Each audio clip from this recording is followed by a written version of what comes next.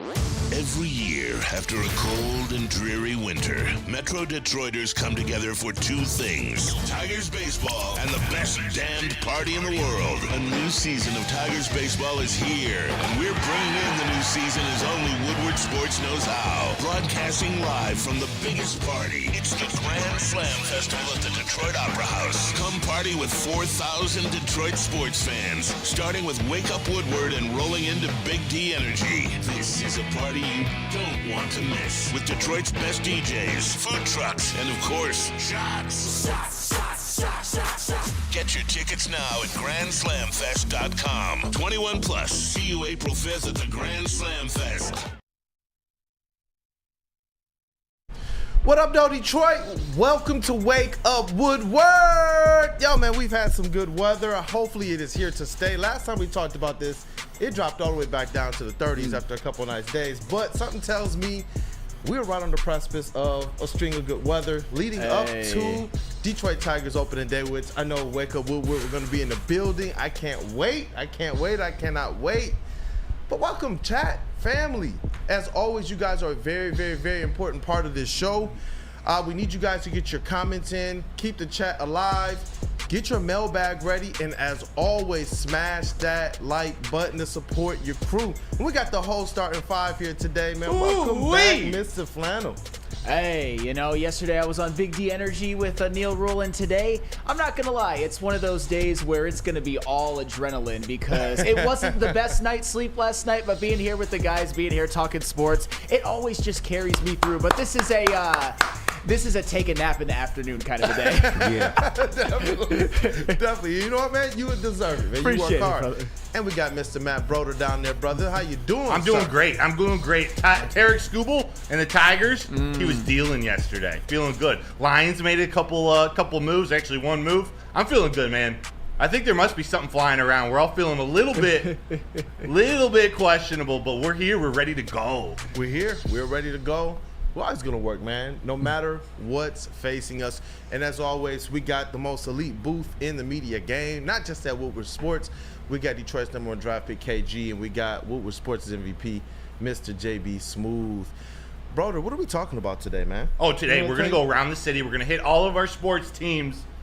Then, at 8:15, we're going to talk Red Wings. We're going to talk about this Dylan Larkin injury, what it means for this team going into the playoffs. Do they need to make a trade before Friday? Who knows? You know what? We're also returning today, KG's triple threat. Yep. This is a debut, I believe, for Sam Flannel. Yeah. It is. Back by popular demand. Yes. No, honestly, I was listening to that segment when it was happening, and I was getting a little bit of FOMO. So I'm excited to make my triple threat debut today. I was actually thinking of some scenarios in my head, and I'm like, oh, that would have been a good one. But It's fun. Of course, I wasn't here. It's fun. It's hard on the spot. He hits us with some topics, and we got to respond with three words only. It's fun. Yeah. At 8:30 or 8:45, we're getting into the Lions. Sam Flannel posed a question to us of a certain position that the Lions need to target.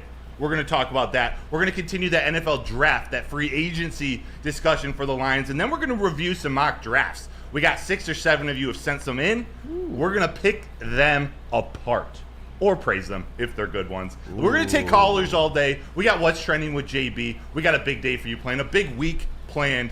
I'm ready.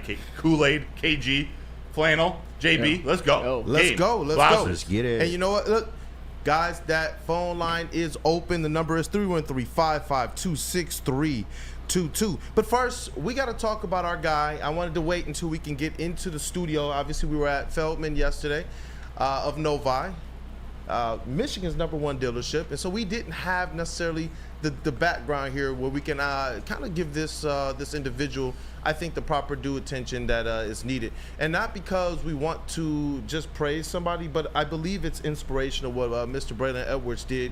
You guys might have seen the news, and it's kind of just taken off and spread like wildfire, where he was kind of at the scene at the right time to be able to assist. There was an 80-year-old man at the YMCA in Farmington who was in a very, very kind of auspicious situation where a 25-year-old attacked him. And if Braylon Edwards wasn't there on the scene, it could have been the end of a life, man. And it's, you know, Braylon has talked about this several times now. And, man, oh, man. He doesn't even really want credit for being that guy. He's hoping that he can inspire more people to try and be heroes in their sphere of the woods as well. So, you know, I didn't know if you guys wanted to take a moment just to shout out our colleague. Oh, yeah. Yeah. Oh, yeah. There goes my hero. All right, now that I'm done singing Foo Fighters, honestly, what was funny is even though I'm not on their show anymore, I used to be, and I'm still in one of their group chats, and I know you are too, Kool-Aid, because you're kind of a recurring member of their show, and so are you, JB. And I saw this notification on my phone of Braylon kind of not really saying what happened, but kind of giving a, like, wow, this thing happened. He said, I saved someone's life today. And I'm just like, all right. I mean, it was interesting. But when you actually heard him tell the story, it's like, my goodness. And now that you find out how old the guy was, Braylon even thought that he was in his early 60s, but he ended up being 80 years old.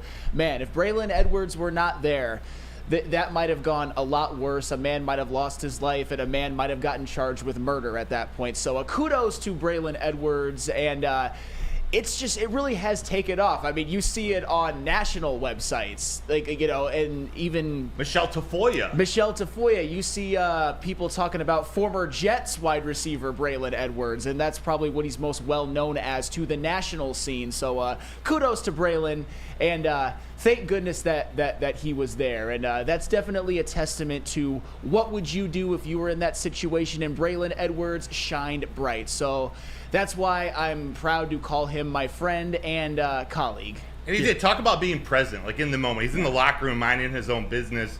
He hears a little scuffling because of, I think it was the older man was you know, saying something to the younger guy about playing his music too loud in the locker room. And we've all, this is at the YMCA, but we've all been at a gym where someone's on their phone, they're either talking the whole time or they're playing their music so loud for everyone. It's annoying. So for this guy just to say something, totally fine. But for this 25-year-old to react, Braylon to be listening in closely, to step in when needed. He won the Bolitnikoff Award at Michigan, and he kept the kid off of that older guy in the locker room. So, hey, shout out to Braylon Edwards, number 1, number 17, our friend, our colleague here at Woodward Sports Network. Hero. Yeah. Hero. Yeah, and more than anything, like I said, I want to reiterate, I'm hoping that this is an inspiration to all of us to be able to put our best foot forward for those in need. That's what he did. He didn't think about if the other person had a weapon on him. He didn't think about what could happen to him. You see kind of some of the close-ups, and he has some injuries and some bruises. It was just about doing the right thing because it's the right thing to do. And that's what I believe is the ultimate story and lesson out of this that should get all the praise, is that Braylon put himself in a position to just realistically do the right thing. Braylon, thank you, bro, for being an inspiration. Thank you for being a hero. Hopefully, I know that they're talking about trying to get the gentleman when he's healed up a little bit better on the show to be able to talk about his experience as well. I think that'd be a good thing. That'd be a really good thing. That's definitely good. Yep. How you feeling about it, JB?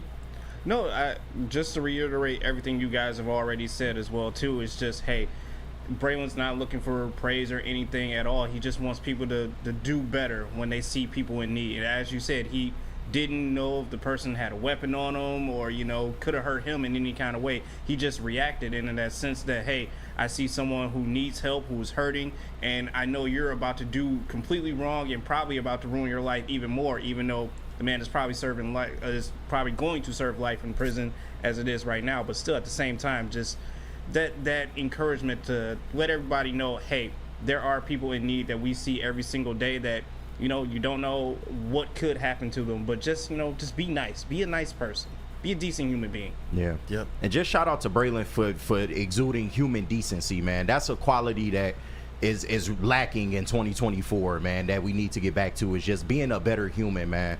So I'm proud of him for stepping up, man. A 25-year-old assaulting an 80-year-old is never okay in any facet, really, especially when you're endangering his life. So I'm just happy Braylon was there to stop something that could have been bad. Definitely, man. And you know what? It's a lot of people, they ask, you know, how's the Woodward experience and whatnot, and to know, like, I know for a fact, even beyond Braylon, that all of you in this room, a lot of the people that we work with here are good human beings. And that, to me, you guys will hear us talk about this kind of brotherhood and whatnot, and it's because I know that I can trust you guys. Yeah, sure. I know that you guys are good people, and I'm hoping to try and exude at least the same to you all as well. So, Braylon, right place, right time, and chose the right actions. And I know that you guys, as well as I look around, are those same types of people. So, definitely. But Broder, as we move along. Shane Zylstra. Yes, sir. Lions made a signing. They re-signed tight end Shane Zylstra, a Vayner Sports client. Shout out. That's the same agency that Aiden Hutchinson, Ali McNeil, Michael Badgley, Jalen Reeves-Maybin all belong to. So the Vayner Sports and Detroit Lions communications going real well. But Shane Zylstra, you remember, he had a gruesome leg injury. I believe he tore his ACL. He tore several ligaments in his knee when Khalil Dorsey hit him low in training camp last year. Forced to miss the season, but this is a guy, whether he's your third or your fourth tight end, it's an important piece to the Detroit Lions. They're excited to get him back. That reliability later, farther down in the depth chart on the tight end, in the tight end room. He's a piece. We saw at the end of last season. We could have used an experienced tight end in some of those later games in the season. So Shane Zylstra is back, 1-year deal. The numbers haven't been disclosed yet, but he will be back for 2024. I'm not going to lie. I'm kind of surprised about this one. I thought, and this was, shout out to him for this not happening. I thought he was going to fall victim to the injuries, basically made me a career free agent at that point. But you know what? He's back. He had the misfortune of having his career day in one of the darkest days in the last couple of years for the Detroit Lions. He had 3 touchdowns in that horrible Carolina game last year, in which they gave up the franchise record for the Carolina Panthers for rushing yards in a game, but Shane Zylstra was the one bright spot. It's funny, too, how what did the Lions do very well defensively this year? Stop the run. What did they do at a historically bad level last in 2022 against the Carolina Panthers? Stop the run. Just a little full circle moment. So Shane Zylstra, not really that important of a piece, but shout out to him for not letting an injury ruin his tenure with the Lions. Yeah, and it's interesting, man. Every move that Brad Holmes makes, it just kind of makes me say, you know what? Let's see exactly what Brad is cooking right now. Yeah. By the way, Sam is like, I don't think I mean, I get it, though. Go ahead. When it comes to any move that Brad Holmes makes, whether on the surface it looks questionable, whether with like draft picks, like say Broderick Martin, for example, it doesn't look so good so far, you still have to look at it as that's just another piece of proof that Brad Holmes is a genius. I'm not saying it's necessarily going to play out that way, but that's what Brad Holmes has earned, unlike any other Lions GM in history. Yep. That's the thing, man. We talked about it at Feldman. I'm going to continue to say it as well. Brad Holmes is the type of GM where I can just sit back, and relax, man, and know that everything in the end is going to come to fruition. Even if there's some bumps in the road, Brad Holmes, like you said, Mr. Flannel, has earned kind of the benefit of the doubt. Yes. So moving along, the Pistons game tonight is at 7:30 against the Miami Heat. They're also going to run it back with the Miami Heat on Sunday as well, which is a game that us as a crew are going to be at March 17th. But tonight, they need to handle business. You know, their defense has improved, but their offense seems to be something very shaky. And they need to figure out a way to piece this thing together. I know Monty Williams, his rotations are getting a little bit more balanced, but he still has to figure out how he wants to use Simone Fontecchio. For me, I'm just like, give that man all the time. Yeah. He can hit the 3. He can get to the rack. He can play defense. I like what he brings. I would to the start table. him over Stu. Absolutely. That's just me, though. It might not just be you. Yeah, and the Pistons, they need a bounce back game from Jaden Ivey because quiet as kept, the last 7 or 8 games or so, he's played some of the worst basketball of his career. So we need, and that's always the question, does he fit with Cade? And I understand that it's not that simple. There's many other problems with the Detroit Pistons, like the rotations and whatnot, but Jaden Ivey is supposed to be one of the cornerstone pieces of the future, and some people actually think that he is the future. Got to be better than what he's been in the last 7 or 8 games. He's been downright awful. I hate to say it, but it's true. Look at the numbers. I mean, you're spot on. I can't necessarily disagree with that, and I do like him. I do have faith in who he's going to be as a player, and I do believe that chemistry matters. This is the first full year between he and Cade Cunningham being able to try and figure out a way to make it work, and not just that, they're trying to figure out how to make it work through different lineup changes and such. But Broder, Mr. Matthew Broder, you kind of talked about it a little bit in the beginning of the show. Tigers win 2-1 over the Red Sox. Yes, Tarek had his Scooby snacks for before the game. What was that? No, I got to ask you this. Anything important to take away from this game? Tarek Scooble. There you go. Dealing. There were a couple things. There was a 2-1 victory over the Red Sox. Again, it's spring training. You can't read too much into it. Tarek Skubal pitched great, though. 3 innings pitched. 6 out of the 9 batters he faced. Actually, 6 out of 10 batters he faced, he struck out. Only gave up 1 hit. I love it. One of their prospects coming up, Ty Madden. He also had 2 innings pitched, 0 earned runs, 1 walk, and 3 Ks in 2 innings. But also on the offensive end, Colt Keith had 1 hit and 1 at bat. He got Mark Canha from first to third. A nice veteran base running move from Mr. Mark Canha. Andy Ibanez continues to mash with more, and I say mash lightly. He's hitting well in spring training. Every time we start talking about the third baseman replacements, Andy Ibanez hits a home run. He went, I believe it was 1 of 2, a pinch hit single yesterday. Nice one. And then the last thing, Justin Henry Malloy. Yeah. 2 at-bats and 2 walks.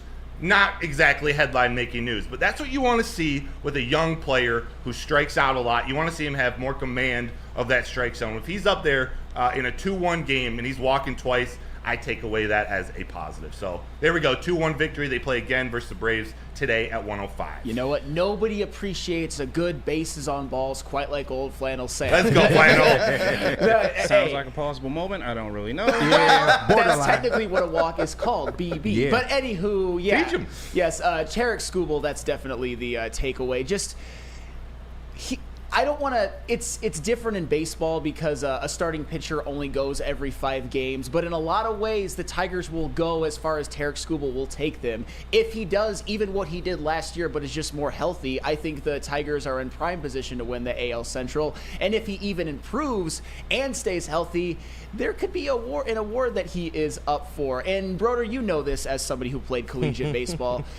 Isn't it so comforting as a team when your guy, your ace is going out, you feel that there's about a 2 out of 3 chance that your team is going to win that game? Yes. That's what Tarek Skubal could provide. It helps the defense. It helps the offense. You know you don't have to put pressure on scoring too many runs. You know either the ball is going to be in play or he's going to strike out 10 or 11. You know almost exactly what to expect. It's a comforting feeling. And we go back to Justin Verlander's MVP year back in, I forget which year it was. I believe it was 12 or 13 games he pitched.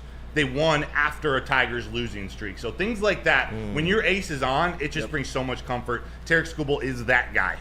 I look forward to watching the Detroit Tigers this year with somebody like you, Broder, kind of close by and nearby, to be able to break down the game within the game. I got you. Obviously, there's a set of eyes that we all watch the game with, but this pitching staff is going to be in the spotlight this year. It's going to be what I believe to be the strength of this team. We're all hoping that the bats can come alive and be able to present them with some type of run support, but between the starting pitchers and the bullpen, this is something, Broder, all year I'm going to be asking you about, man. Oh, yeah, here, and I'll break it down. I'll give you something easy, and I know we're way past break. But based on balls, BB, that means walks. Yes. For all you in the chat that may not know what that is, and I know we have some experienced baseball people and some non-experienced, so we're going to keep it basic. Based on balls is the same as a walk. Yes. Yep, Yes. definitely. And we got the Red Wings coming up next. We got to talk about Dylan Larkin and what this means for the Detroit Red Wings as well as the trade deadline approaching. Something tells me that the Red Wings they'll work this all out. I know it's a big loss, but they'll work it out. They most certainly will. If they need a little extra workouts, they can go to Planet Fitness. Planet Fitness is home of the judgment-free zone where anyone, and we mean anyone, can feel comfortable and work on their fitness goals. At Planet Fitness, you will experience a squeaky clean gym that has tons of equipment, a full-body workout in just 30 minutes, and all memberships include fitness training. You get all of this for only $10 a month, no commitment. No matter where you are, there is a Planet Fitness close by. There are more than 50 in Metro Detroit and thousands more throughout the world. It's Planet Fitness, where your fitness is essential. Have you ever wondered where all the finest restaurants get their steaks? It's Fairway Packing Company, providing Michigan restaurants, hotels, and casinos with prime beef for over 60 years. But now you can buy these cuts of meat for yourself at the Steak Shop by Fairway Packing Company. Prime porterhouse, A5 Japanese New York strip steak, dry aged Wagyu beef tomahawk.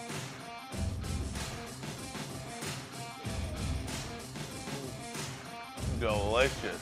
Get to the Steak Shop today. Enjoy fine wine, have a private party, and get the finest cuts of meat anywhere.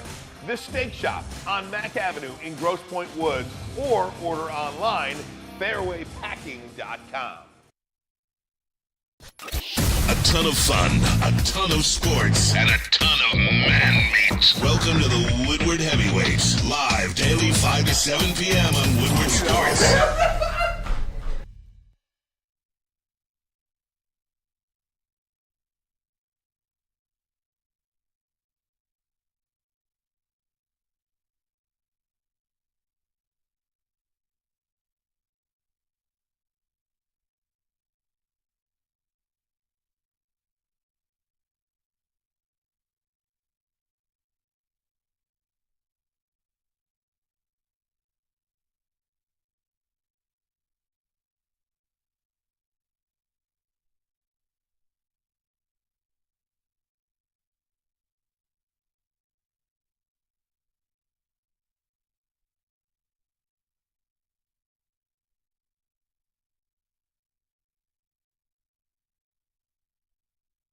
At work and at home.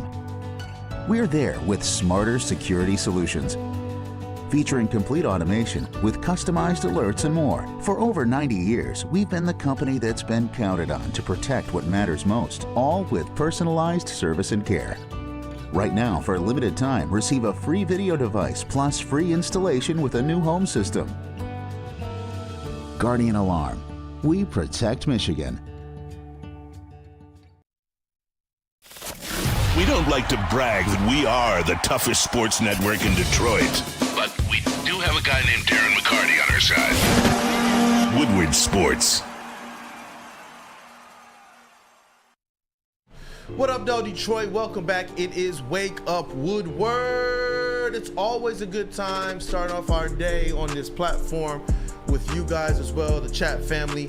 Hit that like button if you haven't, and if you have, definitely encourage the rest of the chat family to go on ahead and hit that like button as well. The phone lines are open, 313-552-6322. And this one is a little bit of a mixed emotions type topic here, man. Dylan Larkin, lower body injury, is going to miss a couple weeks in the middle of a Detroit Red Wings playoff chase. And the question is, how concerned should the Red Wings be? How concerned should the fans be?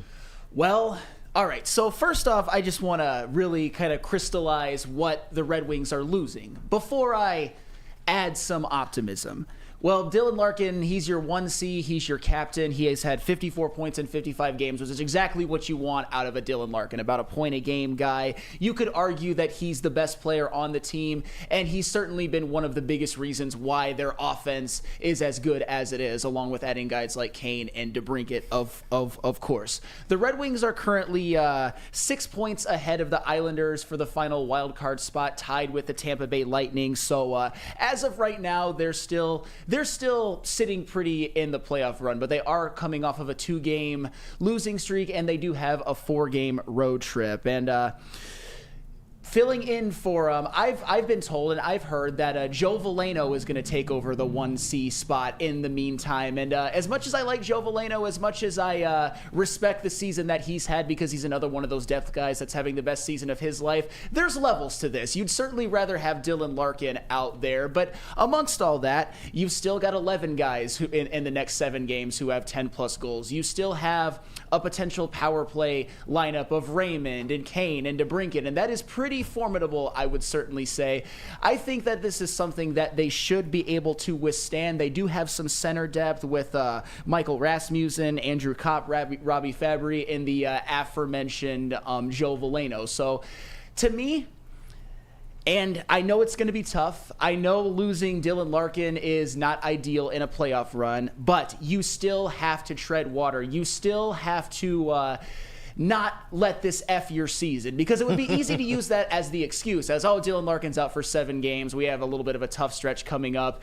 That's the reason why the Red Wings fall off. But they simply cannot let that happen. If I'm looking at their next 4 games, because even though they're on a 2-game losing streak, their last stretch of 6 games, they did get 8 points, and that's what I wanted. In the previous 4-game road trip, they got 4 points. So to me, they are holding serve. If you look at their next 4 games, they're at Colorado, which they're not going to win that one. Spoiler alert. But that's okay, by the way, because Colorado's one of the best teams in the NHL. They got at Arizona, they got at Vegas, at Buffalo. At Arizona and at Buffalo are very much winnable. So in that 4-game stretch, you definitely have to pick up at least 4 points. Maybe more, but at least 4. And then they have a stretch of 4 out of 5 at home, including Arizona and Buffalo, who are teams that you should certainly beat at home. And you should beat Columbus at home. And you would definitely, it would behoove you to beat the New York Islanders at home as well, even though Dylan Larkin probably won't play in that game, although he might be back by then, but still,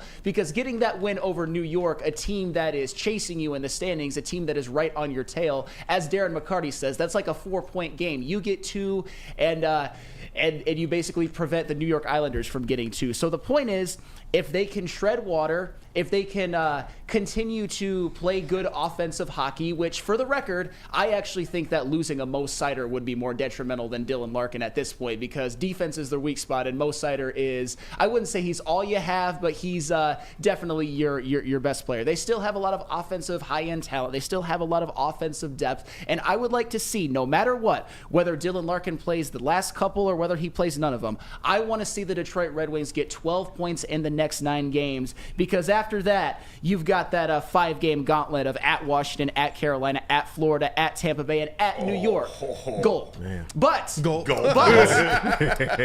get that cushion. 7-Eleven big goal. Yes. The pushing. Keep that cushion going. Keep it to where there's a margin for error, and do not let the Dylan Larkin injury be your excuse for missing the playoffs. They are set up too well to let it fall apart like that, and I think they will be just fine, although it's going to be tough. You never want to lose the captain. You never want to lose your 1C, but stuff happens in the NHL. It just does. And when we talk about kind of the similarities between the Detroit Lions and the Detroit Red Wings, one of the things that we saw the Lions were capable of doing was treading water. Actually, more than treading water when they had these injuries. And I do believe that they were set up a little bit better than the Red Wings are currently. But when you kind of look down the roster, there's talent all down this Detroit Red Wings team. Sure. It's something that definitely, when you're losing, like you said, you're a captain, it's going to be made just a little bit more difficult to be able to continue on and have that next man up mentality. But I do believe that the Red Wings are primed to be able to at least tread that water, find themselves in the playoffs, and really kind of bolster things. Obviously, before we were talking about, are they in a position to be able to really move themselves out of the wild card positioning and firmly into a playoff spot? Do you believe that that's kind of out the window now? No, I don't believe it's out the window, but I think it's going to be tough. I don't think that should be your expectation. Just get in, and this is a wildly successful season. And I see Tammy Chin. She has some doubts that the Red Wings can get 12 points in the next 9 games. And I'm not saying that it's not going to be tough. But you got home and homes against Buffalo and Arizona. You're probably going to be favored in all 4 of those games. You got a home game against Columbus, and you have a home game against the Islanders. And hell, even going to Pittsburgh, which is a team that obviously has been a staple of the playoffs for many, many years, but they're on their last legs.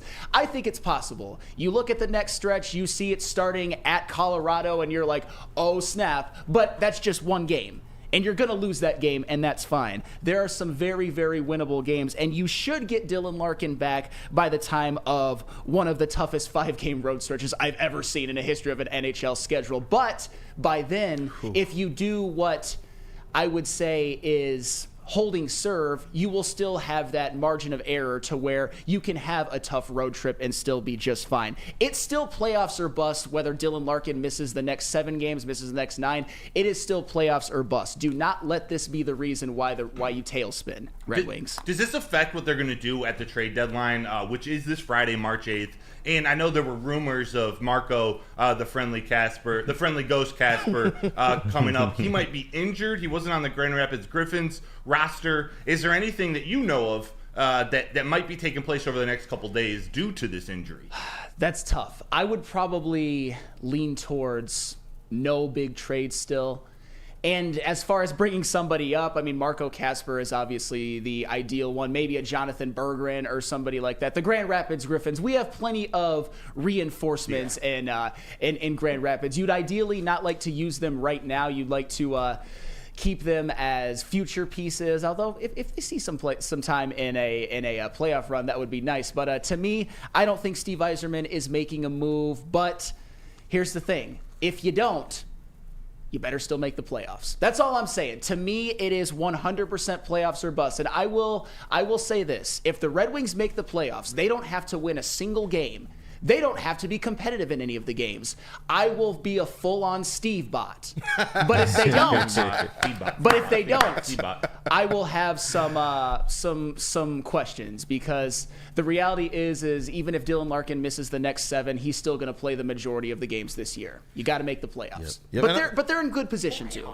Yeah, you know what? You've made me very, very, very comfortable. I was already comfortable and confident that this team has what it needs. We've seen too much good play from a lot of different players. Obviously, losing your 1 seed is going to hurt. Yes. But I think this team is a little bit more insulated to be able to make it, especially if Patrick Kane continues to keep up what he's kept up. Yeah. But in this next segment, we want to get back to the critically acclaimed, the hot off the presses, the second edition of KG's Triple Threat. I can't wait. And this is your first time. Yes, sir. Yes, sir. I can't wait for it. But first, I got to tell you guys about Premier Pet, where I take my lion to get the best. It is Premier Pet Supplies, hands down Michigan's best pet store. Same prices and all the conveniences of the online and big box retailers, with one major difference, They're family and locally owned and operated for over 30 plus years. Over 60 brands of food and nutrition experts to help you. Same day, local curbside and home delivery. Premier Pet Supply. Give your pet the best at www.premierpetsupply.com.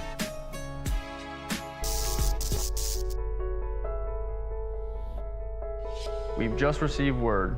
The world's cannabis supply has vanished. The public is outraged and has taken to the streets in response to this tragedy. The individual responsible acted alone, and we can only hope they will make things right soon.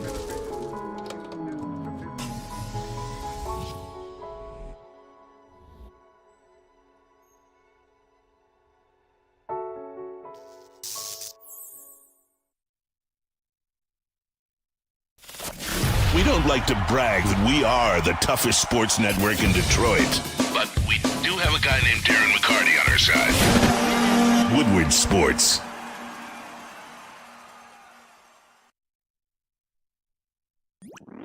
Every year, after a cold and dreary winter, Metro Detroiters come together for 2 things: Tigers baseball and the best damned party in the world. A new season of Tigers baseball is here, and we're bringing in the new season as only Woodward Sports knows how. Broadcasting live from the biggest party. It's the Grand Slam Festival at the Detroit Opera House. Come party with 4,000 Detroit sports fans, starting with Wake Up Woodward and rolling into Big D Energy. This is a party you don't want to miss, with Detroit's best DJs, food trucks, and of course, shots. Get your tickets now at GrandSlamFest.com. 21 plus. See you April 5th at the Grand Slam Fest.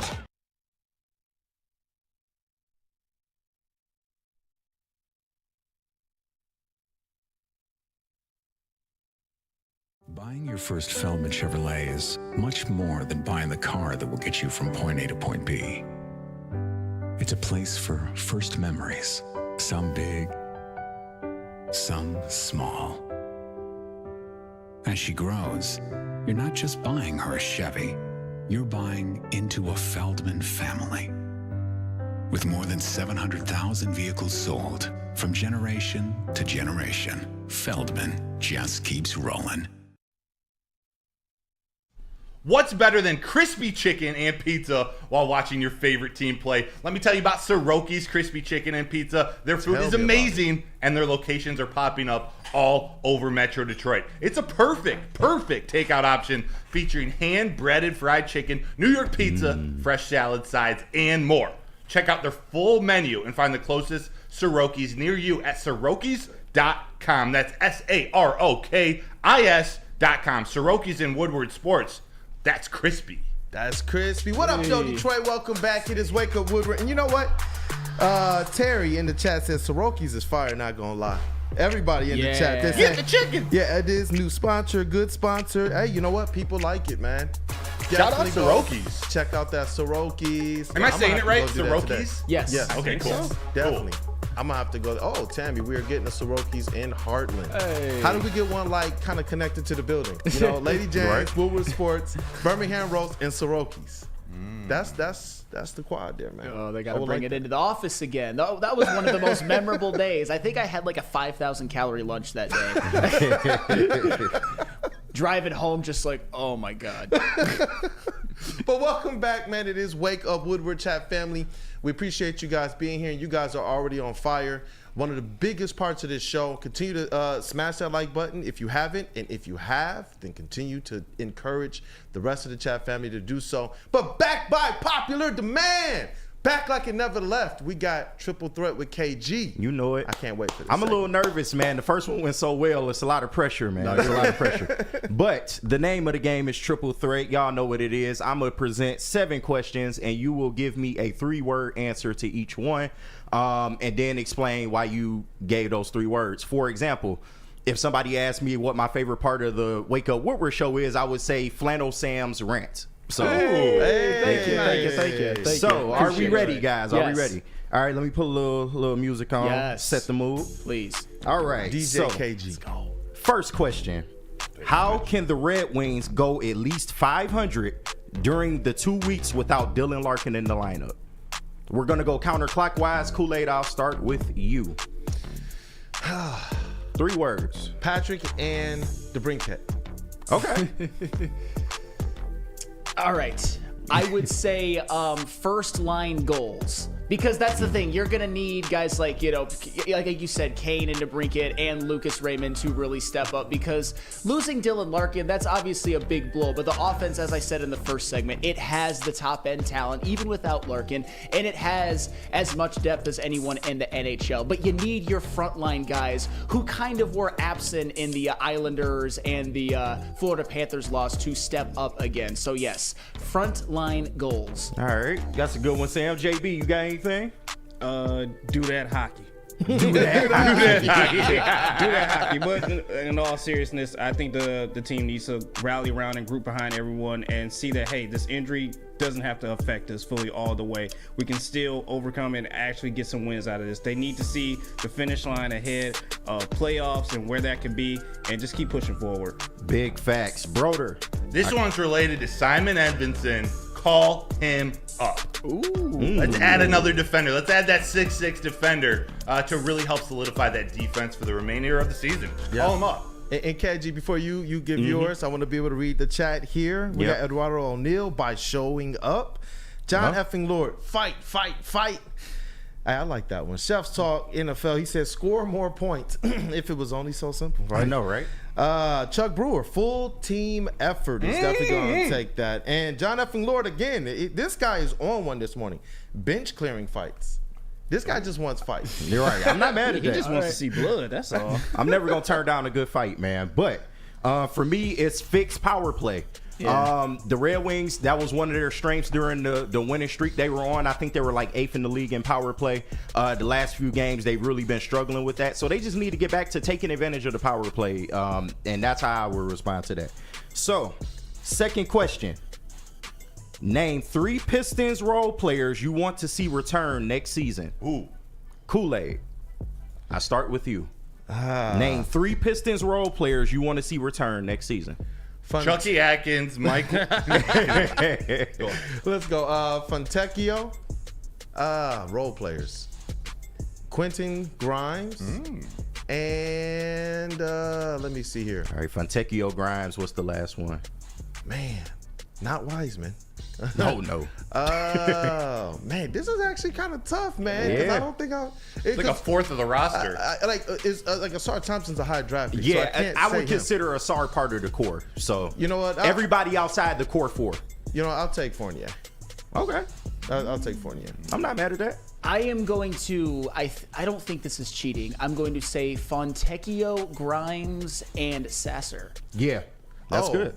Okay. Yeah, that's good. I like that. JB. Give me Grimes, Evan Fontier. Evan Fournier? Fournier. I Yep. forget. I'm like messing up his name. And Fettuccine Alfredo. Broder. No, I'm serious. Mehmet Kerr, Chucky Atkins, and Michael Curry. They are not coming back. It's over, Broder. Definitely Fontecchio. Definitely Sasser. I know he's a rookie this year, so he's definitely coming back. But Sasser needs to be a part of this team. And I'm gonna go with Quentin Grimes. I like what he's doing. I think he could shoot a little bit better, but he's getting more comfortable. Okay. Anybody in the chat? What we got in the chat? Yeah. They're calling out your Sasser one. Shad wants to know Sasser isn't part of the core. I understand why you picked that one because he's not necessarily part of what we call the core for. And I was thinking, hey, he's a first round draft pick, so he will be back. But we'll allow it, man. It's a good one. But let's see here. Fontecchio, Grimes, and Flynn from Shad. Nick said, I can't even name 3 role players, period. Mike James, Carlos Arroyo, and Hooper. So the mascot love is back. Carlos Arroyo, though. Carlos Jesus Arroyo, Christ. wow. He That's could a pass. name. He could dish the rock. That is a blast from the past. Right? That is a name. Oh, man, Carlos Arroyo. But where you going with yours, brother? I kind of cheated, too. I had Sasser on mine, so I had Fontecchio, Sasser, and Beef Stew. Fontecchio is pretty self-explanatory.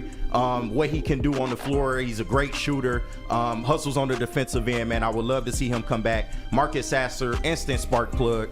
I love what he brings to the table in terms of his offense. And Beef Stew, man, we got to salvage something from that 2020 draft, man. And when you look at it, Killian Hayes has been cut. Sadiq Bey got traded in a horrible deal. And then there's Beef Stew, who was a second team all-rookie. And I think he has a role in this team, man. He's improved his shooting ability a little bit. He does bring some on the defensive end, even though he's undersized. I would like to see Beef Stew get one more crack with this next year's Pistons. So Definitely. And shout out to Paul Thomas. Thank you always for the support, man. He says, best morning sports show on the internet. Guys, thank you for the super chat. We appreciate you, man, especially during this critically acclaimed segment, Triple Threat with KG. We appreciate you, Paul, man. You're one of the best supporters out there. Thank you. All right. Question 3. It's another Pistons question. What is the Pistons' identity going into the 2024 season? In 3 words. Kool-Aid. Cade, defense, and chemistry. Are you talking about what they need to get going? Yeah. Just whatever you think the identity is for next year. Cade, chemistry, and defense. Cade, chemistry, defense. Okay. Cade Cunningham star. I think that he is, out of all of the pieces that we like Ivy and Duran, I think Cade Cunningham is the one that could eventually be the best or second best player on a championship team. So Cade Cunningham star. Okay. Jay Bizzle, where you at? Going to work. Bring back and embody the former Pistons that were once on this team. I know this is a very young and mismatched team that we've got going right now, but they really need to look back and idolize some of the players that have been here and kind of replicate what they've done over the years. Grind it out and actually be the tougher player. I think some toughness needs to be built up with this team to actually endure what they can through a whole season. So, going to work. I like it. No, it's a little bit of a cop-out. It's not very specific, but brand new Pistons. We need some new life into this team. There are a lot of things that need to change, need to improve. So I'm just going to go with brand new Pistons. And looking at the chat, I see some funny ones in here. Yeah. Starting with Dante, 151 Cade, no turnovers. Chase Amley, rebounding, defense, efficiency. Okay. Chef Talks NFL. And this is hyphenated, a G League team. John effing Lord, blind man team. That's not what we want the identity to be. These are good. Take over, Cade. That's from Cody Code. I love it. Hold on, we got another one from Mike G. He said, noise, JB, going to twerk. Did I say twerk? I meant work. Oh, my God. Oh, man. You know what? Before you give yours, let's read this up on the screen, too, man. Shout out to Michael. He said he left a certain radio station for Woodward Sports. Hey, exclusively. I like that. Okay. He said the morning show is a great way to start the day. Thank you. Chat family's on fire, man. Thank you guys. And he's a Spartan. Like button. Just saying. Sparty hard. We like Spartans, too. Kind of. Thanks for joining, Michael. With a grain of salt. But, yes, appreciate you, Mike. Mine is transition 3 and D. To me, they're a very young team. I want them to continue to improve their shooting. Defense has to pick up, but also they're a young team. They should be able to run the floor against most anybody. And I think that's a strength that they really need to utilize more going forward into the 2024 season. So we are 3 questions in. Do we need to go to break? We will, man. We'll cut this segment short, and we'll pick it up in the next segment. But after first, you hear from Lady Jane's Haircuts for Men, right? Come to Lady Jane's Haircuts for Men for an award-winning haircut experience, and you'll be registered to win a trip of your dreams and all expenses paid suite for the 2024 NCAA tourney. Get in here, get those haircuts. I see you, chat. I know exactly what you guys are talking about as it relates to haircuts. Sam's over here smiling. They every day they be on that shit. They want us to mount the revolution. But that's The revolution? No expense spared for you and 5 of your best buds. Lady Jane's Haircuts for Men. It's open 7 days a week. Walk in anytime. It's wicked awesome. Walk into any Lady Jane's Haircuts for Men for an award-winning haircut experience from one of our talented stylists. Enjoy a precision haircut, hot lather neck shave, scalp and neck massage, and a hot towel treatment to top it off. Enter for your chance to win the $50,000 Perfect Bracket Challenge. With more than 25 Metro Detroit locations, there's always a Lady Jane's near you. Lady Jane's Haircut for Men, open 7 days a week. Walk in anytime. Lady Jane's, it's wicked awesome. Woodward Avenue, the first paved road in America. Woodward Sports, the first sports network born in Detroit and made for Detroit. Stop searching for a vehicle and start finding one. Les Stanford Chevrolet Cadillac makes it easy. We harness the power of multiple dealerships and own the biggest selection of GM brands in the area to get you the car you need. With the Les Stanford Group, you'll have access to 4 different dealerships, providing you with more makes, more models, and more choices. We're connected to more than 1,000 vehicles. And with so many high-quality CPO vehicles available, you'll find new car quality at pre-owned prices. You can start and end your search at lesstanford.com today. You smell that? That's Brad Holmes cooking. And the off-season smells good. Woodward Sports. Football season is officially over and spring training is right around the corner. However, Jack Labrador is 24/7, 365 days a year. Learn how to play now on your phone at jacklabrador.gg. 2 new symbols and a franchise-changing 3-point play. And remember that once you go Jack, you never go back.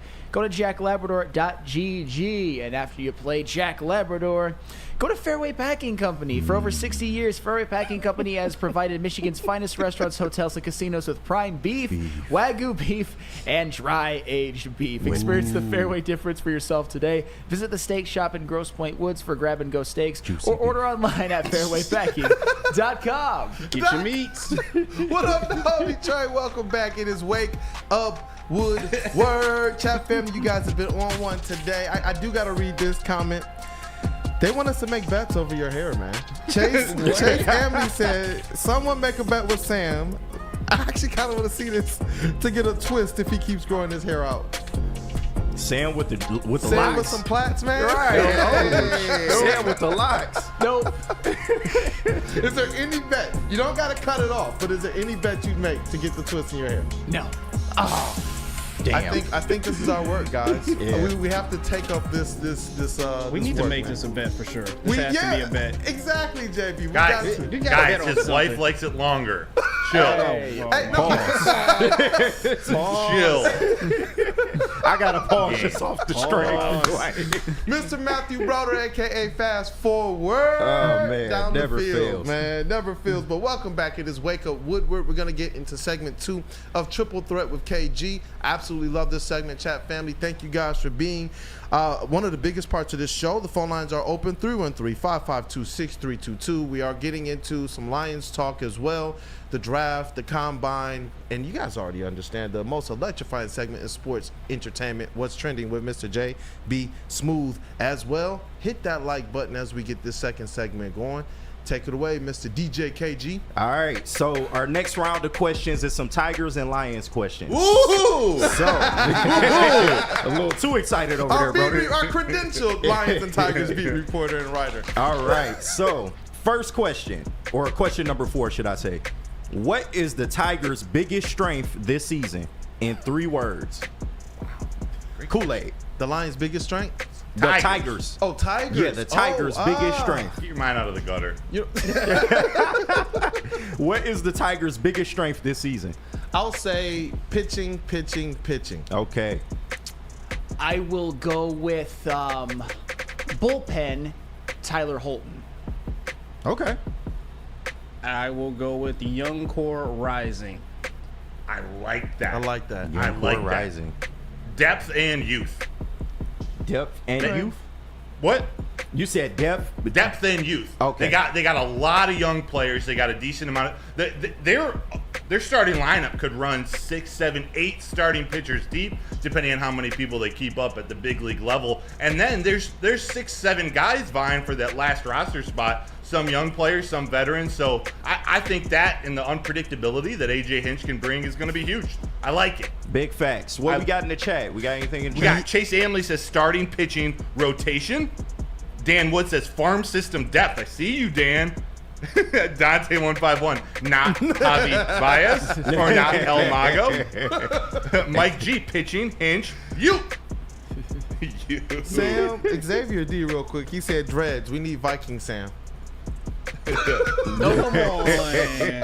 John Effing Lord, depth pitching dingers. And Freddie Felt, this is a great one to end. Freddie Felt, weak ass division. Yes. Hey, you know what? Big facts. That's Big fair. facts. It's true. It's true. We'll take it. KG, what about you, bro? All right, so mine is, I think somebody took it actually, it's starting pitching rotation. When you look at who they possibly have in their starting rotation, Tarek Skubal, Jack Flaherty, Kenta Maeda, Matt Manning, Reese Olsen, and a returning Casey Mize. So this starting pitcher rotation should be pretty good, health withstanding. We all know that's the biggest factor in all this, but man, a healthy pitching lineup from this Tiger squad, that is going to be the best unit on this team, hands Who's down. their pitching coach? That's Chris a good- Fetter. Yeah, Go blue, T baby. Ball set that up for you. Yeah. How do you know Mr. Chris Fetter, Mr. Broder? That's my guy. That's my teammate. There He you was go. a senior. He was a fifth-year senior when I was a freshman. Absolutely. He's an incredible baseball mind. He was one. He's 6'8", and he's got long, lanky body, so he studies pitching and mechanics more than anyone I've ever met. And he can help a wide variety of types of pitchers figure out their mechanics, figure out how to avoid injury. He's great. He's going to be a head coach one day. Or, excuse me, a manager one day. Yeah. I've been so locked into Politically Lions. correct. I'm sorry. That's all right. I called the puck a ball the other day. Sorry. Sorry. All right, so for me, it is, this next question, my bad. So, question 5. Which 3 Tigers players are considered to be your core pieces? Kool-Aid, we'll start with you. Which 3 Tigers players are considered to be your core pieces? You're going to have to go to Sam first, man. All right, we go to Sam. All right, I'm going to go with Green, Skubal, Torkelson. I know that that's a little bit of a cop-out. It's just, I think Riley Green has a huge year. I think Skubal is competing for a Cy Young, and I would like to see.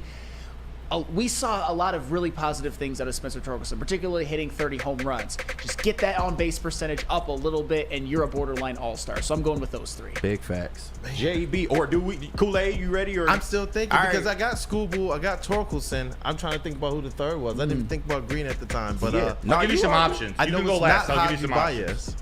Don't say Javi. JB, do you have 3? It's not Javi Baez. I do not have 3, but my 3 are the same ones that Broder picked. Just Honestly, it's hard to not go with what Flannel said. Tarek Skubal, Riley Green, Torkelson. I'll change it up a slight bit, and I'll go Skubal, Torkelson, and Parker Meadows. I like what he can do. Right now, at this moment, it's Riley Green.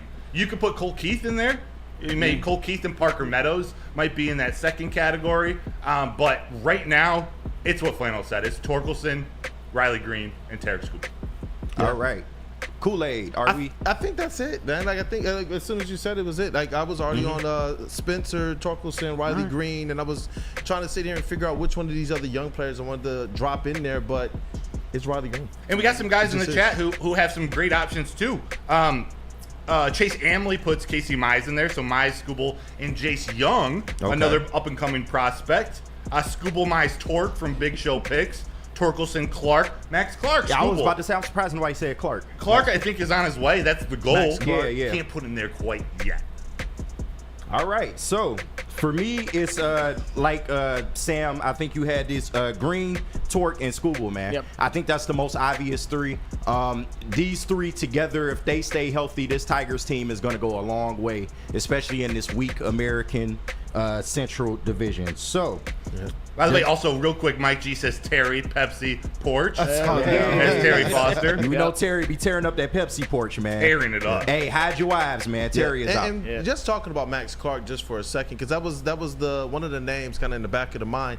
I really like the confidence that he brings and that he exudes, and I'm hoping that this is something that definitely translates into the type of player that we all hope he can become, man. Max Clark, you know, I've seen some of the pictures out of spring training and such, and that guy is not short on confidence at all. Your future 5-tool player right there. Yep. So, all right. So the next two are Lions questions.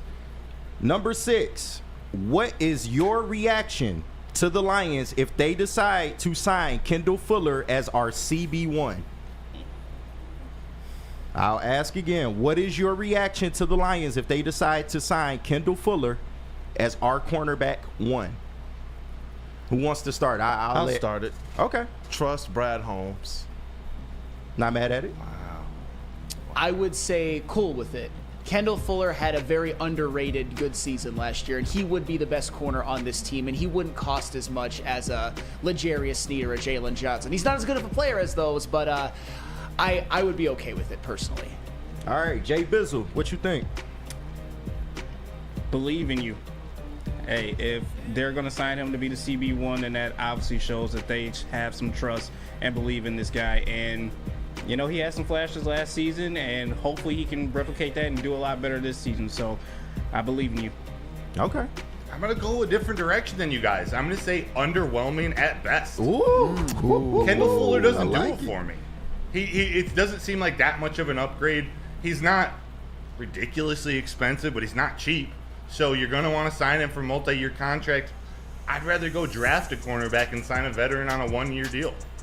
Hey, I'm not mad at that. Hey, that's heat, man. I'm looking at the chat here. Chef's Talk said, I trust Brad. JHTV, that's solid. I guess that is solid. Shad, ain't no way. I think he agrees with you, Mr. Broder. Ain't no way. John Henry, Ain't no good man. pickup. Xavier D, anything's an upgrade. And Danny G, Fuller is good. Yep. All right. Fuller is good. So for me, Fuller, no thanks. no, actually, I'm not mad. I mean, you looking at a veteran. He's been in the league, I think, around 8-9 years. He's been in a Super Bowl. That's the type of veteran experience that you need on this team. And while his interception numbers don't blow you away, he has double-digit passes defended in every season, I think, except 2. And he struggled with injury a little bit, but I don't think this is the worst signing, but I want to preference this with, I hope, if they were to sign a Kendall Fuller, because this seems like a move that Brad Holmes would make. It's on the cheaper side. He kind of fits like what this team, this defense could be. I would want him to still draft a corner in the first round. So I just want to preference that. Round. Yes. And then build him up along the way. And then you have Kendall Fuller, you have Cam Sutton, and then you have your first round draft pick. So that would just be me. So Sutton toast. my last question, we're going to go a cappella for this one. A lot of people like to say, you know, trust Brad Holmes. Brad Holmes is our savior, you know, all this good stuff. Uh-oh. And that's cool. But I want to know if you can name something you think Brad Holmes can improve upon in 3 words. Good. Oh, We always say we trust Brad Holmes. We love him. He going to look out for us. What's one thing that you think he can improve on in 3 words? I got. I'll start. I got one. Acknowledge prospect injuries.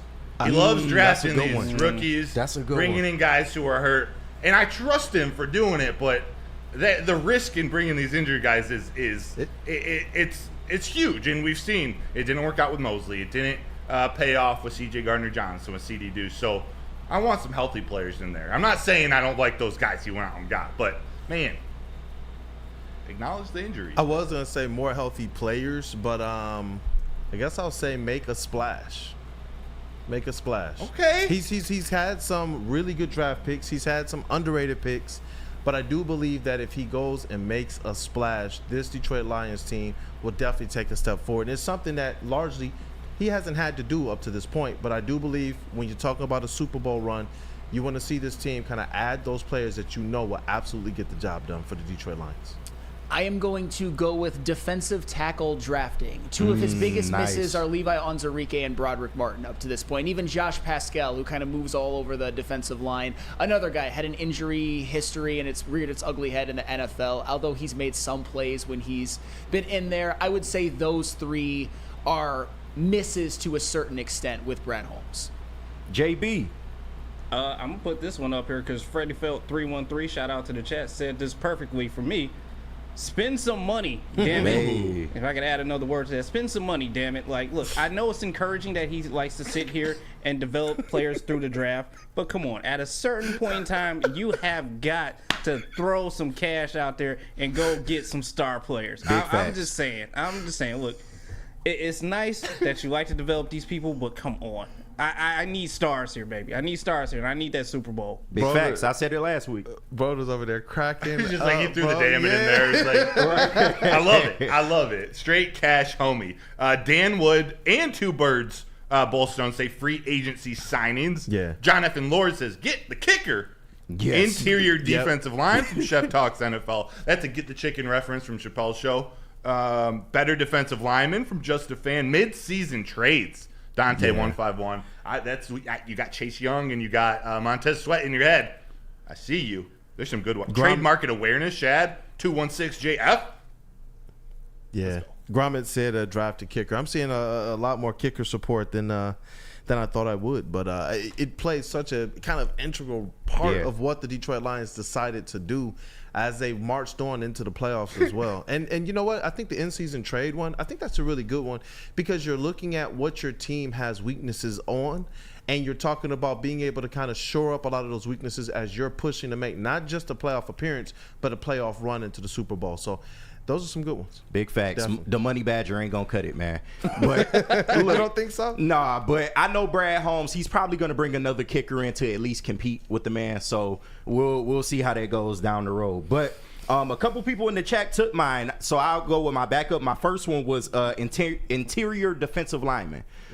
He does need to do better in that department, but my main answer will be better secondary players. They came prepared. Yes. For sure. Better secondary players. And I say this because last week, I don't know if y'all heard the soundbite, but shout out to the heavies too, because this is where I heard it at. But he said that he was a cornerback snob, for lack of better words. Like, that was the position he played. He's obsessed with it. He could watch it all day long.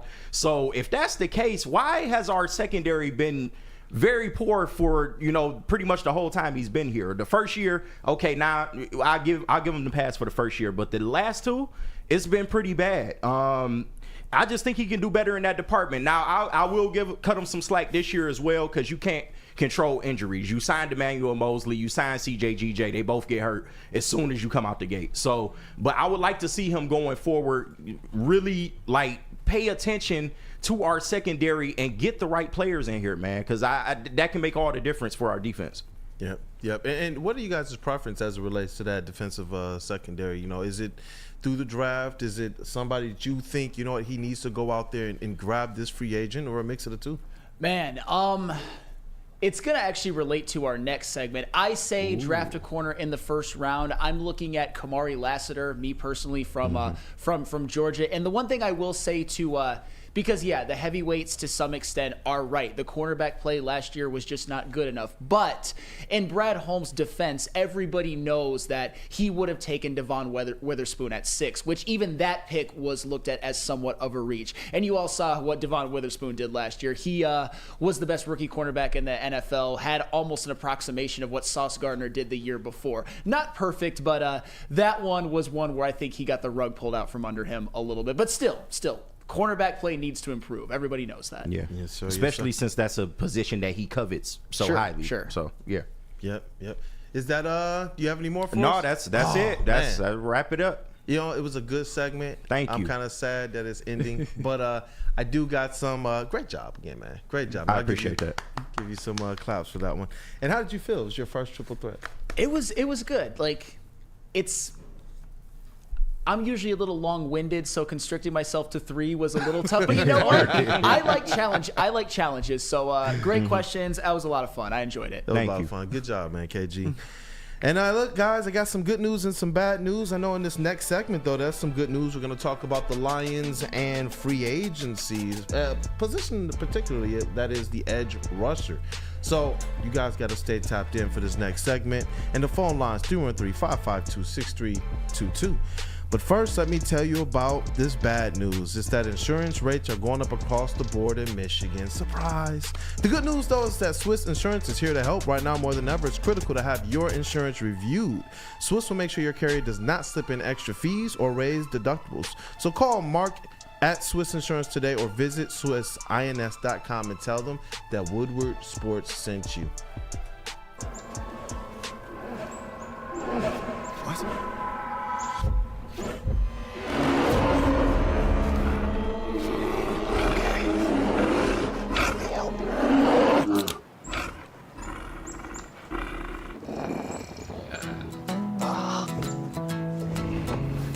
Oh, yeah.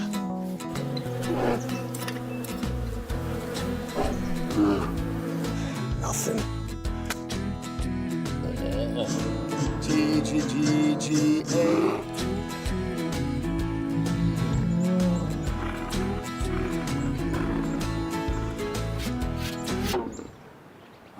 Oh, sorry. I forgot. There we go. Oh, cheers, buddy.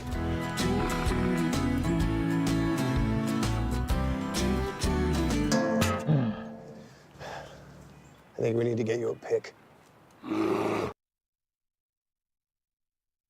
Hi, my diamonds. It's Crystal with an X. You want to get hot and perfect like me? Here's my super easy routine. Drink at least a gallon of water before you wake up. Attach a weight to everything in your house. Hello? Sell your car and just sprint everywhere. Scream when you exhale. Don't follow Crystal with an X. Do your own thing at Planet Fitness with tons of equipment and free fitness training in our clean and spacious clubs. Join now for just $10 a month and cancel anytime.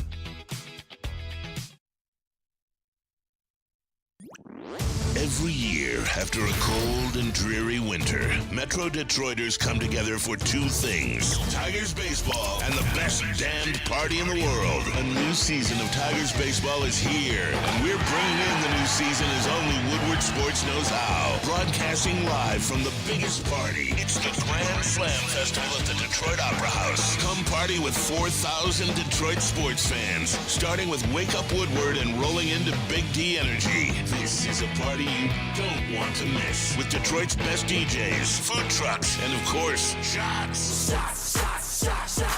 Get your tickets now at GrandSlamFest.com. 21 plus. See you April 5th at the Grand Slam Fest. Hey, you guys, are you tired of wearing that same old Detroit sports merch? Why, yes, JB. Well, it's about time that you switch things up. It's a new era in sports wearables with new designs, amazing apparel, and the ultimate swag. Let me tell you right now, go to WoodwardSports.com, click on that shop tab, and browse the whole selection that we have going on right now. We got the Sun God t-shirts. We got the Stoke Not Scared. We got the home cooked meal. You know what? Show them off at the draft when it shows up here in Detroit for us. Once again, go to WoodwardSports.com and click on that shop tab. Get yourself swagged out. What up, dog? Detroit, welcome back. It is Wake Up Woodward. You know what? I'm going to have to get the Detroit City Football Club on this graphic as well, man, because we cover the 4 major pro sports teams and the 5th, if you want to include our local soccer team, man. I can't wait till we can get boots on the ground there as well as a crew. Oh, yeah, we've had fun at the Red Wings game. We've had fun at Oakland basketball. Shout out to Oakland University again in their championship. I know we're going to get some Pistons game, and we're definitely going to be chilling down at the Comerica Park to take in some Tigers games as well. But I have been looking forward to this segment. I love the football knowledge that we have on the show, especially when you're talking about our Detroit Lions beat writer and reporter, Mr. Matthew Broder, as well as fine gentlemen like yourselves, KG and Mr. Flannel Sam. Well, thank you. Yes. And chat family, the phone lines are open, 313-552-6322. We are going to kick off this segment. If there's anything that you guys want to be able to add to this or talk about from earlier in the show, definitely call in. KG is ready to take these phone calls and continue. to support the show by either hitting that like button or encouraging other people to hit that like button as well. But why the Lions should pursue an edge rusher in free agency? Oh, yes. I've been sitting on this one for a while. I've touched on it. I've touched on it in spurts during all of the shows, but I'm glad to lay this out there for all of you guys on this edition of Wake Up with Woodward. So bear with me for a second. We all know on last season's Detroit Lions team, Aiden Hutchinson was phenomenal. Obviously, Lee McNeil was a solid, well, even better than solid. When he was healthy, he was a very, very good interior defensive lineman. And then towards the end of the year, when Ife Melifonwu's safety blitzes started getting home, that definitely helped Aiden Hutchinson as well. But you know what he did not have last year?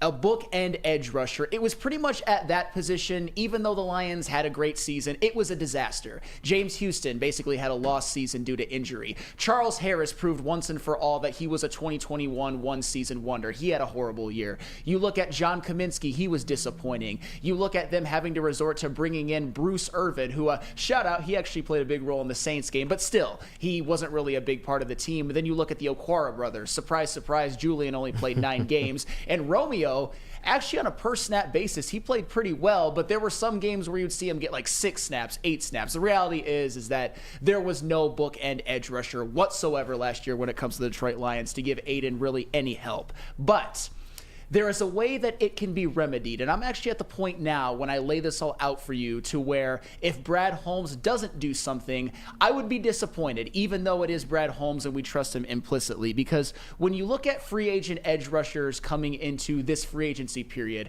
there are so many available options. When you look at it, it actually makes your head spin. And it's not all just these expensive guys that you think about. There are those, and I've categorized the first bit of them into 3 separate categories. Category 1, the expensive stars, the guys who would be arguably the 1 and 1A to Aiden Hutchinson. You've got Josh Allen from the Jacksonville Jaguars, who Spotrac his average market value is a $23.9 million, which would be a hefty price, but he did have 17.5 sacks last year. And then you go to Brian Burns, who has 46 sacks in 5 seasons. His market value is 21.7, and Brian Burns is definitely someone that would benefit heavily from playing next to Aiden Hutchinson versus what he was playing with the Carolina Panthers last year. And then, of course, Daniil Hunter. He's valued, his Spotrac market value is valued at $20 million. He had 16.5 sacks last year. I know that's somebody that a lot of Lions fans would like to see. And I would love to see any of those guys as well, but is that something Brad Holmes would do, spend that much money on defensive ends? I'm not holding my breath. But you also have these cheaper guys who would be entering their second contract, like a Bryce Huff from the New York Jets. He's valued at $9.2 million. He had 10 sacks last year. He was a bit of a contract year demon, but still, he had a hell of a season. And again, put him next to Aiden Hutchinson, see what he would do. You even have Chase Young, who I'm sure a lot of people don't want, but even Chase Young, valued at $13 million, wouldn't be my first choice. But even last season, he did have 7.5 sacks. He did have a sack in the Super Bowl, and the 49ers were 7-1 in meaningful games, regular season games in which he played. He also played in the last Rams game, which didn't mean anything. And oh, by the way, when it comes to Chase Young's value, 7.5 of Nick Bosa's 10.5 sacks came after Chase Young was inserted into the lineup. You don't need somebody to be your star. You just need someone to win one-on-ones opposite Aiden Hutchinson. And then Jonathan Grenard from Houston, who had 12.5 sacks opposite Will Anderson. He is valued by Spotrac at $13.4 million a year. Again, a bit of a contract year demon, but put him next to Aiden Hutchinson. Let's see what he would do. And then there's another category, veterans who you could probably get on 1-year deals who might be doing a little bit of ring chasing. You got Jadeveon Clowney, who is valued at $7.2 million a year, which to me would be a steal. Yeah. He had 9.5 sacks last year. Zadarius Smith is another one at $12.4 million. These are just Spotrac's average annual value calculations, not necessarily what they'll get paid.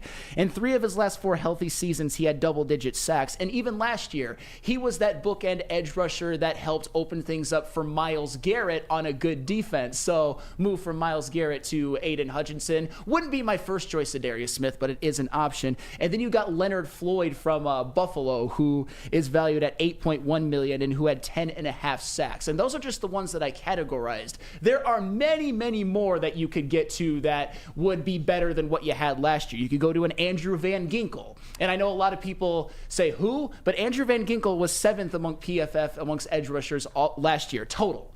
He had a better PFF grade than even Aiden Hutchinson, believe it or not. And I get it. He was on a defensive line that, when healthy, was pretty loaded with Christian Wilkins and Jalen Phillips and Bradley Chubb. But still, it looked like it hurt you to admit that. Hey, that's all right. But I'm not saying he's better. I'm just saying that Andrew Van Ginkel is one of those under the radar guys. And then you got a Danico Autry from the Tennessee Titans, who had double-digit sacks last year. Dorrance Armstrong from the Cowboys, who had 7.5 on that loaded defensive line. Mike Dana from Kansas City, who had 6.5. AJ Epinesa from Buffalo, who had 6.5. Even our old buddy Kyle Van Noy, who last year had 9, opposite Jadeveon Clowney and with Justin Matabuke on the inside. You had DJ Wanham, who last year had 8 as the bookend edge rusher for Danielle Hunter in Minnesota, although he is coming off of a torn quad. That happened against the Detroit Lions. That's going to be tough.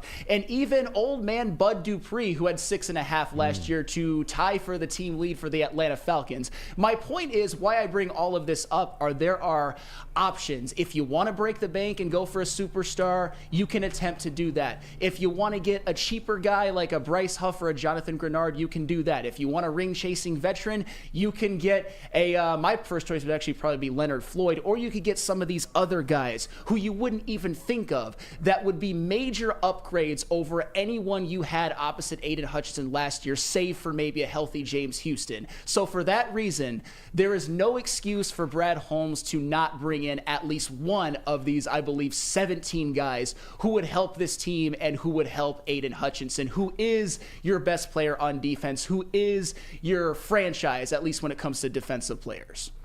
I think because you just named so many people, so many capable edge rushers or defensive ends, guys who can fill that role that the Lions definitely do need, that leads me more in the direction of paying one of the mid-range to cheaper options. I prefer Josh Allen or Danielle Hunter, but I don't think Brad Holmes is gonna move forward with a 4 or 5 year deal, upwards of $20-25 million a year. So I'm looking maybe for that edge rusher early in the draft and pair him with one of those mid-cost or low-cost free agent options. Even if it's an older veteran on a 1-year deal, I think for one more year, you go that route. Let Aiden Hutchinson continue to develop and put multiple pieces.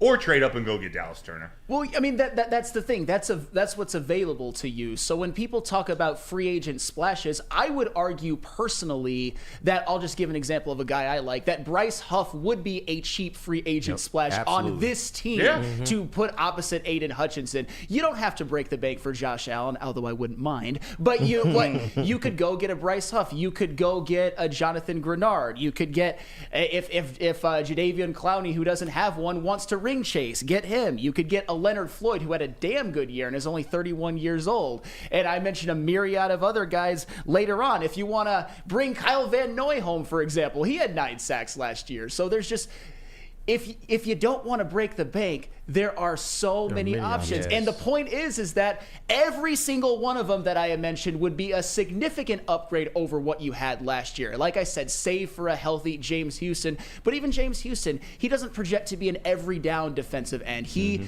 projects to be a pass rushing demon, which he was as a rookie. But last year, he had an injury-riddled season, and I think a lot of us have forgotten about him. So Brad Holmes, go get one of those guys. I don't care who it is. If he gets one of these guys, I will be happy with him. Yeah, and you know, I'm so glad that you kind of laid that out and you gave all of the different stats and how these people can help. And as well, when you kind of mix it with what Broder is saying, when you have the option in a kind of draft that's deep for that defensive line position, as well as some free agents that kind of fit the profile of the type of players contract-wise that Brad has signed, I think that it's right there on the platter for them. Go out there, come back next year with this defensive line much better, especially when you kind of passed up on some of these guys at the trade deadline, which we believe would have really, really put the Lions in a good position heading into the playoffs. But I do. I like what they have available to them in free agency. I like what they have available to them in the draft. And somebody that does have ties back to Detroit, and you've said his name multiple times, Jadeveon Clowney. Yeah. He has a lot of family that's here. I know that because my boy is my cousin as well. Shout out to the Clowney family. I got to definitely shout them out. But that's something that I would absolutely love. When you talk about ring chasing, I think that you're talking about an aspect of passion, and not just kind of the contract year bump, but an aspect of passion that you see some of these guys that are in free agency, that they're also able to bring a certain fire to get out there right away, improve themselves, to work towards something. Even more so than what, I know when we talk about kind of the cornerbacks, L'Jarius Sneed, who has 2 rings and is looking for the payday, does he have the same fire as somebody that's looking to try and win a ring or establish themselves as a player? Well, and to me, too, and why I choose edge rusher over anybody else is because there are so many options. I know defensive tackle has quite a few as well, but when you look at the corners who are available, it's top heavy. Right. There's Jalen Johnson, there's L'Jarius Sneed, there's Kendall Fuller, there's Stephon Gilmore, and then to me, there's a bit of a fall off. When you look at edge rushers, like I said, I mentioned 17, 18 guys who you could put opposite Aiden Hutchinson and would be better than what you had last year. That could have been the difference in maybe getting a stop or two on San Francisco late in the game. I'm not saying they would have. I'm just saying make it so that your defense is in the best possible position to succeed, and you won't even have to break the bank to do it. Facts. And that's my point with all this. There were only 3 guys out of all that I mentioned, out of like 17, who are really super expensive, big splash deals. The rest of them you could probably get for relatively cheap, given the cap space that the Detroit Lions have. And it feels like the writing's on the wall for the Lions to be able to go out there and, like I said, sign one of these guys. Brother, how are you feeling about the prospects of it, whether it's a high price, middle of the line, or even one of those lower priced free agents? Yeah, best case scenario is going to get Josh Allen, but I just don't think that's going to happen. Even the Jaguars front office has said they're not losing him. So with that in mind, I want to draft a young edge rusher, and I want to bring in a young or a inexpensive veteran to just help elevate the team on a 1 or 2 year deal. Like Sam said, anybody you bring in is going to be an upgrade. Anybody. A little Clowney Chop Robinson combination. Bro. Just saying. That's terrifying. That's a great player for him to learn from, too. Oh yes, and shout out Jadeveon Clowney. So I don't know if you know this, Kool-Aid, but I've always been a Clowney defender. I'm a big fan of his. So hopefully the Clowney family's watching right now. Always been a big Clowney fan. Even when some people like to say that his NFL career has been a little bit of a disappointment, he has still carved out a hell of a role, and he had maybe his best season of his career last year, or one of his. So shout out, bring him home. Yeah, he's a Flannel, how ingrained in your head is that the image of Vincent Smith being hammered 2-3 yards behind the line of scrimmage? That was crazy. At the Outback Bowl? Yeah, that was crazy. That was the helmet popped off, everything. Oh my god, one of the craziest hits I've ever seen. I will say something that'll make me unpopular amongst Michigan fans. Here we go. I loved it when it happened, because I was always a Clowney guy, and it was the Outback Bowl. And if you remember correctly, Michigan benefited from a terrible, terrible spot, which is the only reason why they had the ball. Remember, Mike Tirico's famous call of that play was, South Carolina deserves to have it, and they do. It was just one of the greatest college plays I've ever seen. Just watching Vincent Smith's his helmet flew back farther than some of the bombs that J.J. McCarthy was throwing at the combine. It was just a thing of beauty. He scooped the ball up with one hand and just did this at the camera. Just peak man right there, Jadeveon Clowney. I was in class with Vincent Smith that year, that semester actually, and I don't think he said one word for the rest of the semester, which was only a couple months left. Wait, yeah, it was real? Hey, change forever. Hey, for Vincent Smith out there, there's no shame in what happened. No. You didn't miss the block. You didn't leave Jadeveon Clowney just coming at you full speed. You were just happened to be at the wrong place at the wrong time. So Vincent Smith, I hope you recovered from that. And there was no shame with Vincent Smith whatsoever. No Vincent Smith slander. Shout out to him. No, I mean he got up after that hit. So it's just hey, tough player, man, tough player. Ooh, tough, my word. Oh my word! I want to tear apart some mock drafts that were sent in. Let's get into it in the next segment. Phone lines open 313-552-6322. KG, did you say we have a call or two on there? Yeah, we do. Yeah, we'll definitely get into that in the next segment as well. Let's I'm take looking him forward first to time these out of the mock break. drafts. I'm looking forward to it, man. But first, we got to hear from Big Boy, right? After Yes. talking about these edge rushers. Hey, lots of big boys. Seafood Fest is back at Big Boy. Catch it while you can. Dive into fish and chips, their new Parmesan crusted cod, perfectly fried clam strip platter, or a delicious fish sandwich. A Big Boy must try the new mango iced tea, the ultimate compliment to their popcorn shrimp, shrimp Alfredo, or shrimp stir fry. Every day is a fish fry at Big Boy. And don't forget, every Friday night, the all-you-can-eat seafood buffet. See you at Big Boy. Broder likes fish sticks. Big Boy Seafood Fest is sailing in with a fresh catch of favorites.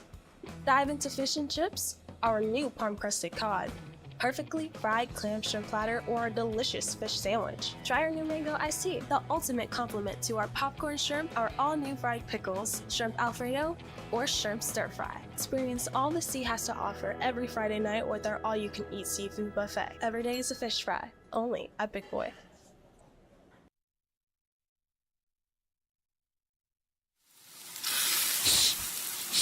You smell that? That's Brad Holmes cooking. And the off-season smells good. Woodward Sports. Stop searching for a vehicle and start finding one. Les Stanford Chevrolet Cadillac makes it easy. We harness the power of multiple dealerships and own the biggest selection of GM brands in the area to get you the car you need. With the Les Stanford Group, you'll have access to 4 different dealerships, providing you with more makes, more models, and more choices. We're connected to more than 1,000 vehicles. And with so many high-quality CPO vehicles available, you'll find new car quality at pre-owned prices. You can start and end your search at lesstanford.com today. Where's the most convenient place to get that big fitness energy? It's Planet Fitness. Join today for just $1 down, $10 a month. With over 2,400 locations and equipment for every workout, you can get in, get energized, and get going. And with free fitness training and most clubs open 24 hours, everyone belongs in the judgment-free zone. So join today for $1 down, $10 a month, no commitment, cancel anytime. Feldman Chevrolet, Detroit's #1 Chevy dealer. Since 1996, Feldman Automotive has been driven to provide a fast, convenient, and first-class car buying experience called the Feldman Advantage. With 18 locations, there's a Feldman dealership in your backyard. Visit feldmanauto.com to find the location nearest you. Catch Woodward Sports Network live from Feldman Chevrolet of Novi every other Monday.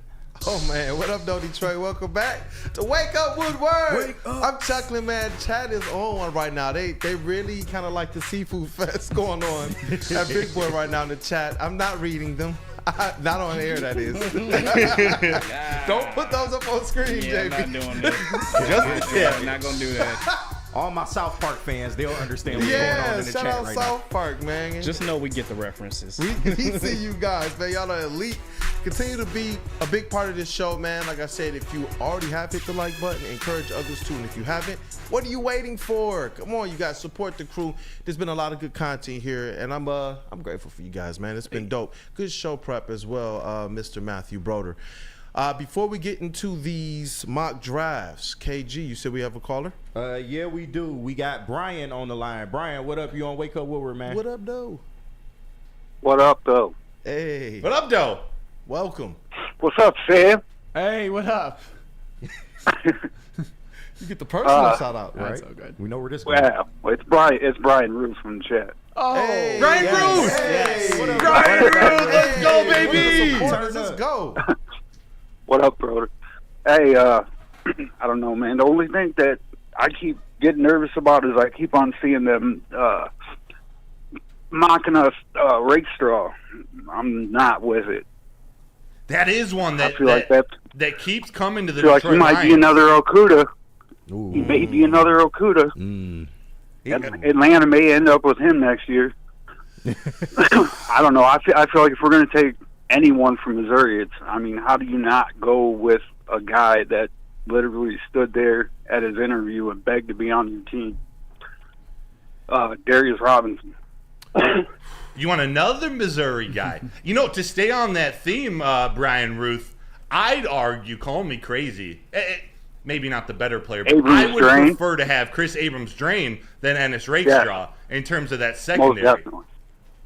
I'm also a Most Darius definitely. Robinson fan. Bring him home. Yeah, bring him Yes. home. That dude's a freak, man. Of those three, who are you picking first? Robinson. Yeah, I love him. I know he didn't. I just think that. Go ahead. Sorry. There's too many. I just feel like there's too many options that are suitable at, like, veteran. Let's say Gilmore for 1 year, something like that. And there's not really, like with an edge rusher, if you want somebody that's going to make a difference right away, I mean, you're going to have to pay a shitload of money that. Right. I guess everybody seems to think that we got, but I just don't see it once we resign everybody. I don't hate your take at all, Brian. Honestly, if I'm picking a corner at 29, I would prefer Kamari Lassiter. And to your point, Broder, you could get a Chris Abrams drain probably 61, 73. If that's your. That's what I was thinking. If that's your flavor. Yes. Like, and. Hey. No, go and ahead. then Gilmore. I mean, I feel like that would be an excellent addition. You know what I'm saying? Having him there with his brother. Obviously, if Steven's still there, obviously they believe in him. So maybe his brother can get him over the hump and get him on the field. I wouldn't be mad at Stephon Gilmore at all. Wouldn't be mad at all. Awesome, Brian Ruth. Thanks so much for calling. We appreciate you. That brings up a lot of good, some really interesting situations of how to approach this draft, especially that cornerback position, which my personal opinion is, unless you're going to go up and get a Terrion Arnold or a Quinyon Mitchell, and some people might have a preference for a Cooper DeJean or Kool-Aid McKinstry, but there's some really capable cornerbacks that you can get in the second, third, fourth round, like a Chris Abrams drain, Cam Hart out of Notre Dame. Yeah. He's a stud. Charles Smith-Wade, even later in the draft, Max Melton, he might be there at 61 or 73. So for me, it's you either go up and get a guy you believe in, Terrion Arnold or Quinyon Mitchell, or my two guys that maybe I'd move up for, or just wait and get two guys later on in the draft. Yeah, and you know what? It's I think really a testament to where Brad Holmes has brought this team, that though nobody here would be against him going out there and making a splash, but this team has so much talent on it, especially kind of the homegrown talent out of the draft, that they can afford to go and say, you know what?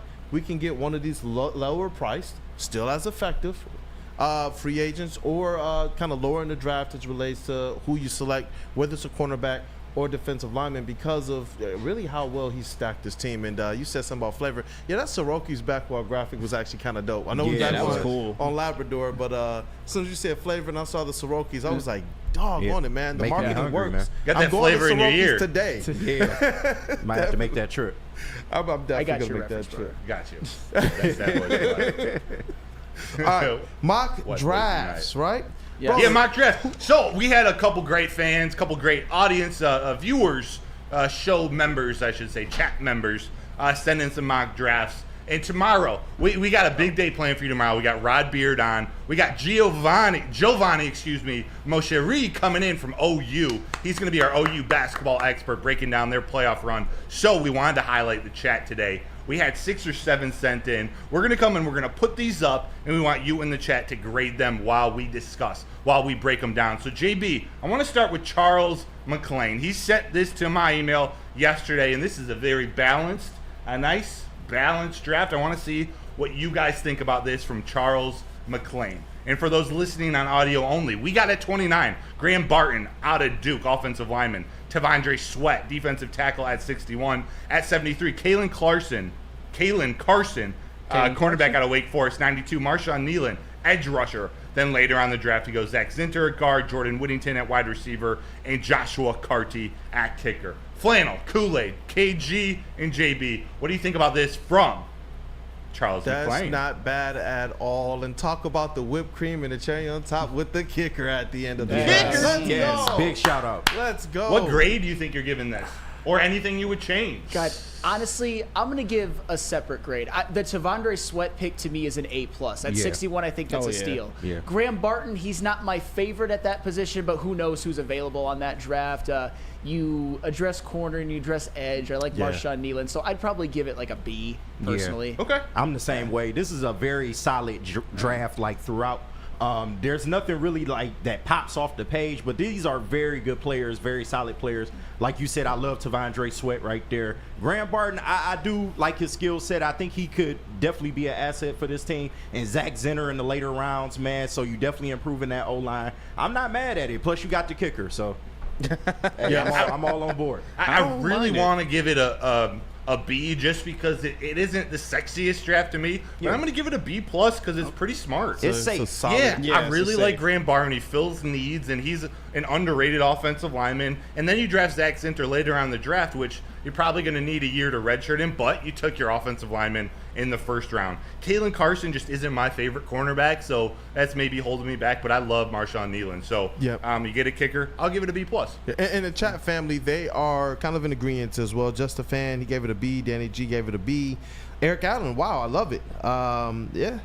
Eric Allen, I love the interior O lineman. And we also got a Brian Root shout out from Ryan's Reactions as well. Definitely. Love that. Next one, JB, if Big Show picks, if it shows up on screen, it was a little blurry, the one I sent. Let me know if it's too blurry for you. But he has a mock draft that I think a lot of people from the state of Michigan are going to like. Unless you believe that green and white. It.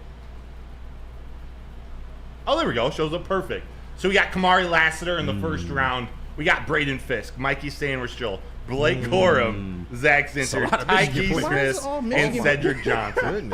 So, yes, a lot of Michigan football players, but you're hitting two solid cornerbacks, although they might both be slot guys at the NFL level. Braden Fisk, I love at the interior defense. You're going Blake Corum as your fourth pick? Question mark? Or do you like it? What are you thinking, Flannel? I'm going to go to you first. I'm a big fan of Kamari Lassiter at 29. Braden Fisk is not going to go last to 61 because he was such a combine warrior. I think he has 61 tape and numbers, but first-round combine, I think he'll shoot up. Here's the thing, and this is where I'm going to sound like a bad Michigan fan. Mike Sainristil is not exactly what this team needs. Would I love to have him as a luxury piece? Sure, but he played most of his time in the slot. He wasn't really as much of an outside corner, although he played it from time to time. That's where Brian Branch is. Yes, that's basically, I think what Mike Sainristil could maybe be a Brian Branch to another team. Blake Corum at running back. I mean, you have the best running back duo in the NFL under contract. Zach Zinter at the Zach Zinter pick at 113, if you're going to get a guard that late in the draft to maybe replace and let Jonah Jackson walk, of all the Michigan guys, the Zach Zinter 113 is probably my favorite. And you're not a bad Michigan fan for that take. I think it's very well, fair, and balanced. We like seeing those players' names, but in terms of what the Detroit Lions need, I personally probably give this one to be nice, like a C. Ooh. The overall draft. Big Show picks, you're my guy. I'm giving it a C+. I'm giving it a C+. I like a lot of these players, but the way it stands, if you're going to go two cornerbacks, I would want either one of those two guys as your slot guy and then a true outside press man coverage corner, even if it's later in the draft with a guy like Dwight Nudie McLaughlin who can play the outside, pair with Sainristil or Lassiter. Also an edge rusher waiting all the way to the end of the draft. I don't know. I want to see if Zach Zinter, I do like the pick, but that late, or actually, depending on how you look at it, late or early, you might have a Cooper Beebe available then, or a Bo Limmer. Tanner Bordellini's climbing up draft boards after his combine. So, I love the players. I just don't know if this is how I would approach it. Big Show picks, you the man. I agree with you, brother. Yeah. There's no ways like Cooper Beebe's available at 113. I'll tell you what, and this is gonna sound like a bad Michigan fan. If you take Zach Zinter and Cooper Beebe's available, I think that's malfeasance. And Zach Zinter is one of my favorite college players ever. But I'm just saying he's also injured. So. Yes. Just to back, bro, you're not a bad Michigan fan for a good sports take. Yes. You're not. Trust me. Separate the two things. It's definitely a C. I like the first two picks for sure. If you could get Fisk there, I think that's a steal. I don't think we need a running back. I don't like the Blake Corum pick, but a lot of Michigan players there. I'm dating myself a little bit. R.I.P. Bernie Mac. But it was an episode of the Bernie Mac show back in the day. He was a Bears fan, and he learned how to do fantasy drafts. And the first thing he did was draft all Chicago Bears players to his fantasy team. This kind of reminds me of that. It's a lot of Michigan players Mr. there. 3000. Yeah, hey, I'm not bad at it, man. But this is a C. It's interesting. Like all of us are like, yo, we love the players, just maybe not for the Lions right now. Yeah, definitely. That's it. Moving on, we got 2 more to get through real quick. This one, Chase Amley. Chase Amley's mock draft. He's got a couple trades in here, so take that for what it is, but I think you're going to like some of the players. This is the first one we're seeing that has a wide receiver going in the first round. That's Keon Coleman out of Florida State going at number 29. What do you guys think? Well, you know how I feel about wide receiver at 29. That's not really my cup of tea, especially with all the needs on defense being much greater than anything on offense right now. I can't even tell you the other 2 after him. The names are I'm lost on the names, but I have no idea what those people are. Kieran Megadaji from Yale, offensive tackle, and then Mohamed Kamara, edge rusher out of Colorado State. He's actually been climbing up the draft boards with a good combine. I really like Mohamed Kamara. It has a good last name, but I mean, I would give this probably a C as well. This is not a good draft. As much as I hate to say it, somebody had to say it. And I know that this is going to make me sound a little geeky. The one pick that I actually like is Jerrion Jones at 209. Yeah. I don't think he'll fall that far, but he's definitely a better prospect than 209. But a lot of people aren't going to like this. I think Keon Coleman's a little bit of an overrated prospect. I would take Xavier Legette over him any day of the week, especially if we get him later. And Braylon Allen at 92.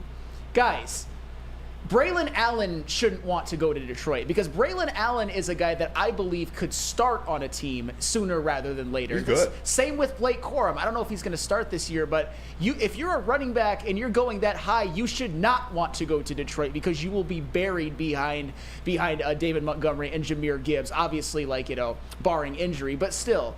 A running back that high is not something the Lions should even consider, and I like Braylon Allen a lot.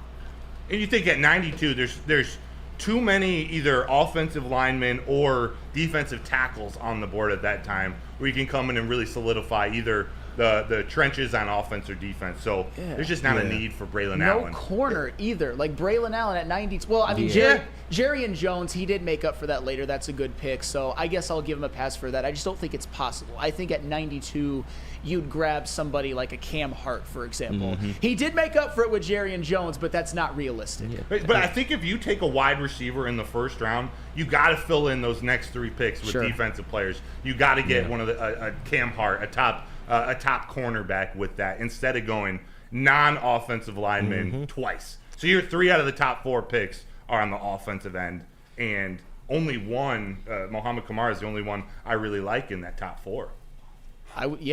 Dang. I don't mind that pick at all. I'm gonna give it a C as well. And for whatever reason, I've seen some weird fascination. I've seen the chat that they've continued to ask, why are people going with halfbacks with running backs? I've seen people on socials for whatever reason believing that Craig Reynolds needs to be replaced. No. I just don't understand that. I wouldn't do that. The top of our running backs are elite. We have, I believe, probably the best running back room in the NFL. Best tandem, the best tandem. I don't see the need to go at least that high. If you're gonna take a final running back, it's probably somebody that I'm taking 6th lower round down, in the draft. Who's a specialist, can do multiple things, whether it's on special teams, returning kicks, or like a Dylan Lawby out of New Hampshire, who's incredible catching the ball out of the backfield. But for a number 3 running back, they trust Craig Reynolds so much. You just want a reliable pass blocker. Netflix. Excuse me. So. Hey, Craig Reynolds is that dude. Very last one, and it's only, I believe, 3 picks. 3? Eduardo O'Neal. He did some trades, and I think I understood what he was telling me. I haven't actually used this draft console. Looks like NFL Draft Buzz, but he traded up to pick number 17 to get Dallas Turner. He took Max Melton, cornerback, at pick 61. And then he took Brendan Rice, wide receiver, out of USC at 92. And those are the only 3 picks we have. So what are your thoughts about not just trading up in the first round, but going and getting Dallas Turner, edge rusher out of Alabama? I would. I like that. Dallas Turner, my favorite is Leatu Latu, but Dallas Turner is one that just his stock just blew up at the combine. He might have had the most impressive individual combine out of anybody, and obviously we know his tape is phenomenal, whether it was opposite Will Anderson the year before, opposite Chris Braswell this year. Dallas Turner would be a great pick. Max Melton at 61. I don't even know if he'll make it that far because he too had a great combine. I like that pick a lot. And then Brendan Rice at 92. Given that it's at 92, I'm cool with it. There are other receivers I like more, but those receivers will be gone by the time of 92. Brendan Rice might as well, but I think at 92 that's good. Nice draft, Eduardo. Yeah, Probably my favorite the one. chat has absolutely lit up for this one. Eduardo, you got the family on your side, man. Stephen David, A+, Eduardo, Danny G, I actually like this. 3 starters. Xavier, excellent. Danny G, all 3 would start. Stephen Wilds, Eduardo, the GOAT. Everybody is in on this one, and just kind of looking at it, when you talk about the kind of the things that you want to shore up going into this draft and this free agency, Eduardo definitely took the time to make sure he did that with this one. Definitely, and who knows what you do past 92, but I like the idea of if you're going to trade up in the first round, if you see Dallas Turner falls and you can get him at 17, you're not giving up too much of a haul going from 29 to 17 versus taking a chance before the draft going 29, trying to get to number 12, number 11, number 10, and having to give up a plethora of picks. So, hey, for the start, I know this is unfinished, but for the start, I love the strategy. Sam, real quick, Max Melton. I'm not too familiar with him. What would you say about Max Melton? I would say that he's, a solid man quarter. He has all of the athletic ability in the world. The thing about him, the one I would say knock about him is he's a shorter guy. Got it. Like he's got like 5'11" short. Like shorter than that. Oh, he's God. like what I would say.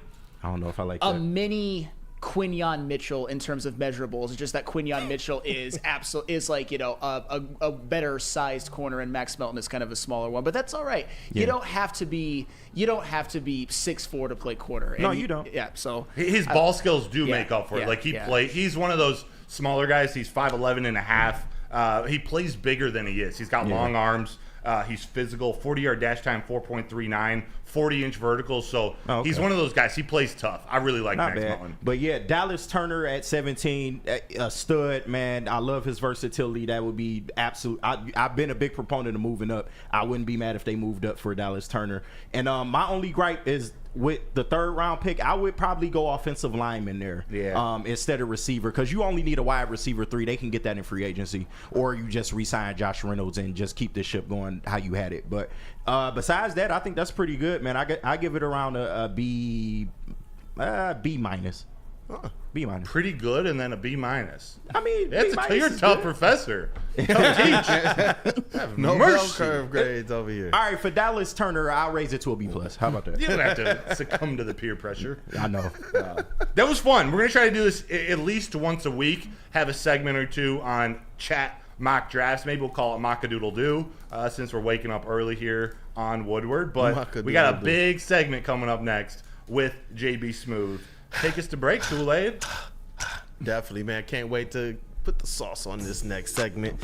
But we got to tell you guys first about Guardian Alarm. And I need you guys, though, for the next segment, and I know you guys know what's next. Definitely hit that like button for our guy JB Smooth. But it's a new year. Let Guardian Alarm offer you customized solutions from real experts. Our professional technicians take the time to recommend security and automation solutions specific to your needs. 24/7 professional monitoring. Call us anytime, day or night, and know that a Guardian team member will stay on the phone as long as needed. It is technology backed by people. Your safety and security deserves technology that's been proven to work, and people have been proven to care. Just call this number right above my head. 1-800-STAY-OUT. Once again, that is 1-800-STAY-OUT. At work and at home, we're there with smarter security solutions. Featuring complete automation with customized alerts and more. For over 90 years, we've been the company that's been counted on to protect what matters most, all with personalized service and care. Right now, for a limited time, receive a free video device plus free installation with a new home system. Guardian Alarm. We protect Michigan.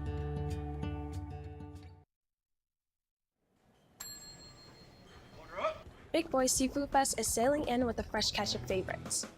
Dive into fish and chips, our new palm-crusted cod, perfectly fried clam shrimp platter, or a delicious fish sandwich. Try our new mango iced tea, the ultimate complement to our popcorn shrimp, our all-new fried pickles, shrimp alfredo, or shrimp stir-fry. Experience all the sea has to offer every Friday night with our all-you-can-eat seafood buffet. Every day is a fish fry, only at Big Boy.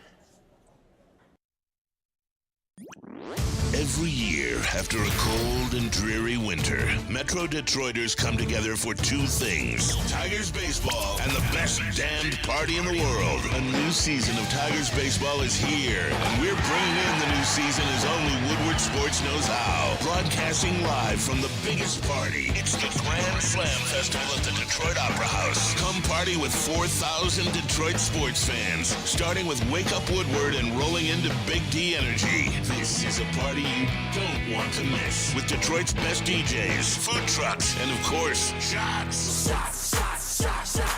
Get your tickets now at GrandSlamFest.com. 21 plus. See you April 5th at the Grand Slam Fest. Thank you to all the fans for making Woodward Sports your #1 online destination for Detroit sports. We promise not to drop the ball. Visit Dispo Dispensary today because March Madness is officially here. Dispo is giving away $1,000 to the best bracket at each location: Battle Creek, Romeo, Whitmore Lake, Hazel Park, Bay City, North and South, plus Ann Arbor. Go get your blank brackets now, fill them out, and return them by St. Patty's Day on March 17th to secure your entry for a chance at that $1,000. Dispo Dispensary, disposhops.com, your local cannabis plug. And while you getting high and doing your bracket, you should tune in to Woodward Sports. Right after us, Wake Up Woodward, 8 to 10 every day. You got Big D Energy with the golden voice of Neil Rule and Red Wings legend Darren McCarty. Then you have the Michigan great Braylon Edwards with Ryan Armani and Maz for Armani and Edwards with Maz every day 2 to 4. And then you finish your night off with my boys, the heavyweights, Easy and Spence, man. You know they going to come bring the heat. So Woodward Sports is your Detroit sports network all day long, on air and on social media. And Les Stanford. Les Stanford. Oh, that's me. My bad on that. For over 50 years. What happens when you run a great business for over 50 years? You expand and offer more products to more people. This is exactly what Les Stanford did by adding Les Stanford Buick GMC, the same great service that customers have come to know and trust. On Woodward Avenue, just south of 9 Mile. Check out Les Stanford and Dearborn today at lesstanford.com. Les Stanford Chevrolet. Together, let's drive. Let's drive right down Woodward. Welcome back, people. It's Wake Up Woodward. Thank you guys for starting your morning off with us today. And we're going to get to the callers as well. Get your calls in, 313-552-6322. We also have mailbag on the way. So get your mailbag questions into the chat, and we will definitely make sure we answer the best ones. But first, you guys already know what time it is, man. Chat family, hit that like button. Hit that like button for this next segment that's up here on the screen, all right? It's time for the most electrifying segment in sports entertainment. If you smell what JB Smooth is cooking with what's trending. Let's go. Ready for this one? And you got us. He got the maniacal. Yeah, something is happening. Something is happening. You guys asked for this yesterday. I'm sorry that it is so early for this, but the best part about this is, hey, you know what? Big D Energy, shout out to them. They're at the Alta at Suburban Showplace. Big facts. So we actually have a little bit of extra time. You know, they're not going to rush us out of the studio. But like I said, yesterday you guys asked for this. So I went out and I found some Wonderlic questions for you all. JV Wonderlic test? Yes. Let's go, from chat the Wonderlic family. Test. Get it in. Let's do this. That's why I asked you guys to get some pen and paper out. I got my notepad on my phone. I ain't got no pen. Oh, yeah. So either way, whichever way works, I have the questions and I have the answers. I will put them up there. As soon as I'm done asking the questions, you have 10 seconds to jot down your answer. And yes, I do have a clock timer for you all as well, too. Oh, man. So, first question. I'm about to fail. Are you guys ready? Yes. We ready, JB. We ready. All right. Which 3 options are needed to create the figure on the left? Only pieces of the same color may overlap. Go. It's too early for this. 10 seconds. 9, 8, 5, 4, 3, 2, 1. Time. Oh, man. I don't know if I did that right. Yeah. I got, how you doing this? Let's see. How should we do this? So, I'm going to show you guys the answer. The correct answer is B, C, and E. What? Well, technically, I got it right. right, technically. I literally had A, D, and F. ACF. I just had C. And there's no pressure, F. man. Wait, how do I have F? There's no F. Oh, it's Yeah, E. there's no F. Wait. Oops. E. I just had C. That was. All right, I'm 0 for 1. Yep. Wait, Flannel didn't say anything. Nope, didn't get that one right. Didn't get it right at all. Okay. Close. Didn't get it right at all. All right, next up. Where are we? Okay. This maniacal laugh, bro. Get out of here. This reminds me of my The ACT meanings of temporary and contemporary are the same, the opposite, or neither the same nor the opposite.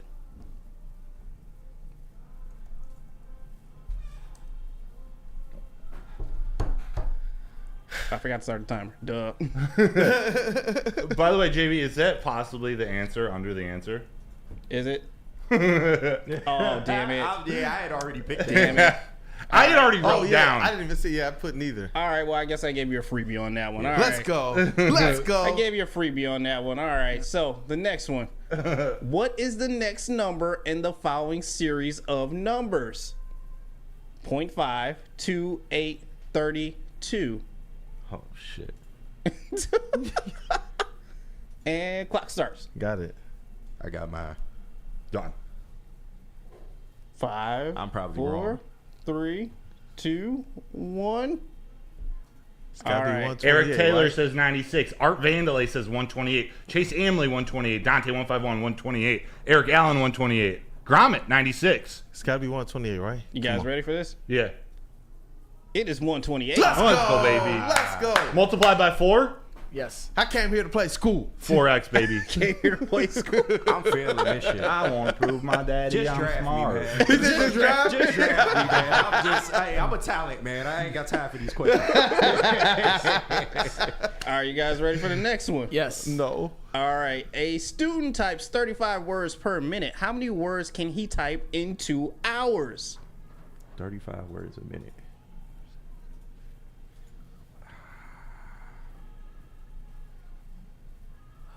5, 4, 3, 2, 1. Time. Everyone have an answer? 4,200. 4,200. 4,200. The correct answer is 4,200. Let's go. Yeah, my math ain't that bad. Let's go. Let's go. All right, you guys are probably going to hate me for this last question, though. Oh, boy. Last question. You which is day do it know? What? What? Is that Piglet? If the above words are arranged in a sentence, what would the second letter of the fourth word be? Huh? Wait, what? If I got you. Arranged into something, what would the Done. second letter of the Do you know? Oh, okay. I'm not going to read off till the 10, chat comes. 9, 8, 7, Pause. 6, 3, This is easy. 2, 1. Time. All right. My answer is, do you know which day it is? Wrong. Well, Eric yeah, Allen says H. Well, that's the correct way to put Chef it. Talk KG. says H. Danny G says W. Noah MH. Dante 151H. So again, the question, the above words were arranged into a sentence. What would be the second letter of the fourth word? Directions, baby. This is what the NFL's looking at. Can you follow directions? Are you gonna mail the $100 bill back in your playbook back to the team? Are you gonna Bo Callahan it? All right, so the answer is H indeed, because the question can be arranged 2 ways. Do you know which day it is? And you do know which day it is. So the correct letter is H. So those who put H get that W. Yep. JB, are you drafting us? What was your guys' score? So I didn't even know this. I missed number 1. That was 4 out of 5. Horrible. I'm a beast on the field, though. Number 1. Broder's overall number 1 draft pick. Yeah. Sam, what you got? I missed one. I got the other ones correct though. 2 out of 5. I came here to play school. Just a fan says, get the H out of here. Get the H out of here. H-E double hockey sticks. Well, obviously, Broder is the overall number 1 draft pick, but that is the Wonderlic test examples for you guys. It's Broder's big head, man. It's That true. big head, man. It's that Michigan education. That too. It's no wonder, like. That's horrible. Yeah, just pause. But that's it for what's trending with JB today. 7 and 6/8 over here. JB. Well done. Good job. Well done. Good job. Wonderful. Bro, Wonderful. I love that one. That was dope. Wonderful. Hey, yeah, Can you CK believe? said Broder's Michigan degree. Yeah. Can you believe that billion-dollar organizations in the NFL are making decisions based on those answers? That's true. Like, for real. Maybe less nowadays than they did like 10 years ago. That was a huge part of the combine and the draft process. Hey, look, son, can you make a tackle? Can you run a slant? Can you catch the ball? Like, now we have Brad Holmes and Dan Campbell leading the charge. Leading the charge. Yes. And that was our what's trending, right, brother? Yeah. Yeah. Brother, Let's you good over there? definitely get to this call, and if you guys have any mailbag questions, definitely get them into the chat. But JB, well done, bro. Well Big done. facts. That was awesome. That was awesome. Big. Not a facts. problem. Who we Hey, got on you the guys line? asked for it. I got it for you. Wait, what happened? I said you guys asked for it. I got it for you. Hey, let's rock. JB clutch, Let's man. rock. Coming in the clutch. we got the homie Eduardo O'Neal on the line. Eduardo, welcome to Wake Up Woodward. Hey, what's up, guys? What up, though? Eduardo? I just want to say one quick point real quick. Listen, I really think in this draft, someone that would normally go top 10 is going to drop, only because there's probably going to be like 4 to 5 quarterbacks going like in the top 10. You got like the 3 receivers. You got Brock Bowers, and then you got the 2 coveted tackles in this draft. So I really think that like someone like Dallas Turner or Verse would drop like into 12, 13, 14. And if that's Brad's guy, you know he's going to trade up to get him. So that's all I wanted to say. I hope you guys have a great morning. Hey, you Awesome, have a good Eduardo. morning too, man. Great Appreciate call. Hey, great draft. Great little first 3 in the draft you sent in. But he makes a good point. With the quarterbacks, with J.J. McCarthy getting more hype, he might sneak into the top 10. We got 3 receivers that are pretty highly coveted. They're at the top of the draft. The 2 tackles from Joe Alt and the guy from Oregon State, Fayanu. I'm butchering his name. Fuanga. Fuanga. And then there's another good 10, 12 players. So someone's going to fall. Someone really good will be there in the teens. Yeah, that's kind of the crux of this. Ooh. Yeah. Ooh. Very J-E-L-L-O. Very plausible. Well, that's the crux of this draft with Brad Holmes. Somebody is going to fall more than you would think, and that's where Brad Holmes just has to scoop him up, whether it's with a trade or sticking at 29. But if Dallas Turner goes to 17, that's farther than you think. So, Brad Holmes, I wouldn't mind if you pick up the phone and start dialing. And you know what? We do got a mailbag question here from Answer 14. What do you think about the Lions trading into upper end of the second round, maybe to snag the X-Man receiver out of NC? The X-Man receiver out of NC. Like Devontae Walker or Xavier Legette? NC. SC? You mean SC, South Carolina? So trading up. Answer 14, if you can respond quick enough. You're saying trade out of the first round to maybe get 2 second-round picks, or using some of your capital later in the draft to trade up into the second round, move up and get one of those guys. I don't know if I would do it depends what you do with that first overall pick, but I do like Xavier Legette. I don't know if I want to spend capital trading up for a wide receiver if at 29, Ladd McConkey or Legette's available at 29. Getting a wide receiver on a rookie deal for 5 years ain't a bad thing with the way contracts are headed. I'm a Ladd McConkey guy and Adonai Mitchell. I would probably do it. I would do it for Xavier Legette, not for Devontae Walker. Because Devontae Walker, I mean, he could have meant either one of them because they're both going to go at around the same time. But Xavier Legette is the better prospect to me. He's a beast. I mean, he's like DK Metcalf. He's a big body. Yeah. He had a nice 40 time at the combine. Yeah, he did. You're going to have to put up with a couple drops, but to me, it's worth it if you got a guy like that. Yep, definitely. And Brian Ruth, he says, mailbag, there's an old lineman that's Sewell's cousin. I can see Brad picking him. What are you guys' thoughts? Is there? Who is it? Sewell's cousin. Oh, out of BYU, cousin. Kingsley S. I like it. Not in the first round. If he's there in the third round, I think you run. He's a guy who can play guard, but not a first-round pick.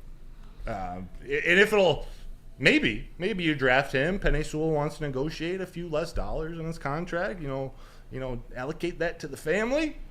That's not going to happen. But I'm okay with it. He's a good prospect. Needs a couple years to develop. Yep. And we got Stephen O. Baby, Mailbag Kool-Aid. I do believe that the Pistons team can be better. Don't you think it's all about the draft, isn't it?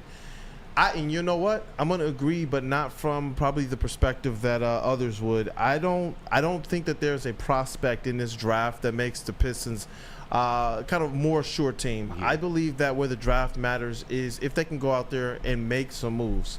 Depending on where that pick lands, I'm actually for them more or less trading that pick and being able to improve this team from an experience standpoint more so than potentially going out there and getting a younger player. But we don't need a 19 or 20-year-old anymore. What'd you say, KG? I said we don't need a 19 or 20-year-old anymore.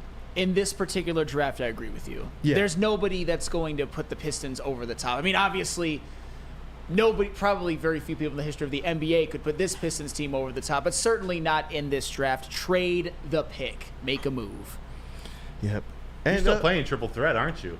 Practicing for next time. You know, it was a great show, man. I love doing this stuff with you guys. Greg, he says, great show. Thanks, Greg. Thank you, Greg. Thank you all, man. This has been awesome. Like I said, this is something that we start our mornings a lot earlier than 8 and probably up sometimes a little later getting things prepped.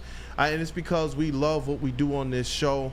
Not just as a team, but as well with the chat family also, man. And is it time to break it down, or do you guys have any last words? No, man, this is great. Yeah. I love when Flannel's back. We hit everything. Tomorrow we got Rod Beard on the show. Yeah. We got Giovanni Mosheri representing OU basketball, introducing us to the Horizon League tournament. We got a lot of cool stuff playing this week. Thanks for joining us this morning. Definitely. Thank you, guys. This has been awesome, as always, especially with the football talk, man. I learned a lot from you guys, man. It's been an awesome experience. Triple Threat was awesome as a second show in the books. Hey, second shit on me with the Wonderlic test, though. I ain't gonna lie. That was no, you redeemed yourself, though. Not my finest moment. And for those of you who don't know, I got a 2 out of 5. I whispered it into the mic so people wouldn't hear, but I'll out myself. But you guys are game players. You guys are ballers, yes, though. So it's yes. like you guys are still first round draft picks in my books. On my CJ Stroud grind, you know, Let's he ride. didn't have a good Wonderlic, but did that hurt him in the NFL? No. Sam, CJ Stroud, Flannel over here. Thank you. Let's go, man. Hey, you know what? Let's definitely get this starting lineup. We got Detroit's #1 draft pick over here. If KG's in the draft for the Pistons, you know what? I'm drafting KG over here. Damn right. Sounds, phones, getting those backwall graphics up, man. Thank you for what you do, KG. We got Woodward Sports' MVP over here, Mr. JB Smooth himself. Always so dapper, man. You just got the gear on, crushing all of us. No. Never. The general of girth. The minister of accountability. We are right on time there. We got Mr. Matt Broder, a.k.a. Fast Forward, our credentialed, and I love making sure that people understand it. Our credentialed Detroit Lions and Detroit Tigers beat writer, beat reporter, and you know, just overall credentialed great person, man, Mr. Matt Broder over there. Hey, show the people that shirt real quick. There we go. Prince from Chappelle's show. Cultured guy. Why don't you go purify yourself in the waters of Lake Minnetonka? Let's go. Game blouses.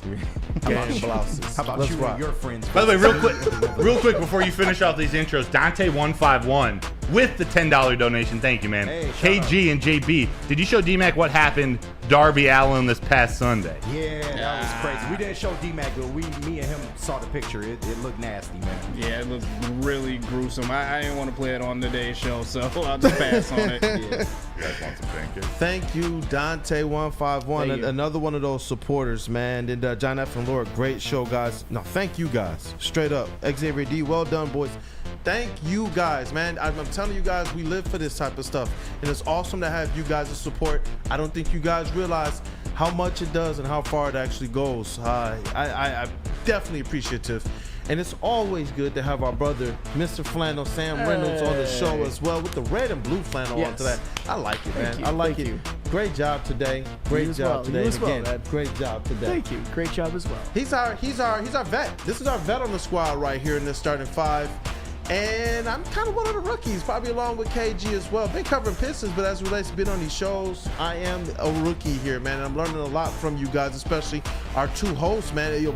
Broder hosted very well on that night show, and you held down the morning slot. It's cool to kind of see all this come together. I am your boy, Brandon, a.k.a. Detroit Kool-Aid. credentialed Detroit Pistons beat writer and beat reporter, and most importantly, one of your 5 on this squad, man. Wake up, Woodward. I love this team. Thank you, chat family. If you haven't already, hit that like button on your way out. Mr. Brother over there shutting it down, yo. And PG's got to drive fast out to Ulta. Yeah. You better be careful. Definitely. So, hey, what up, though, people? This has been Wake Up Woodward. Thank you guys as always.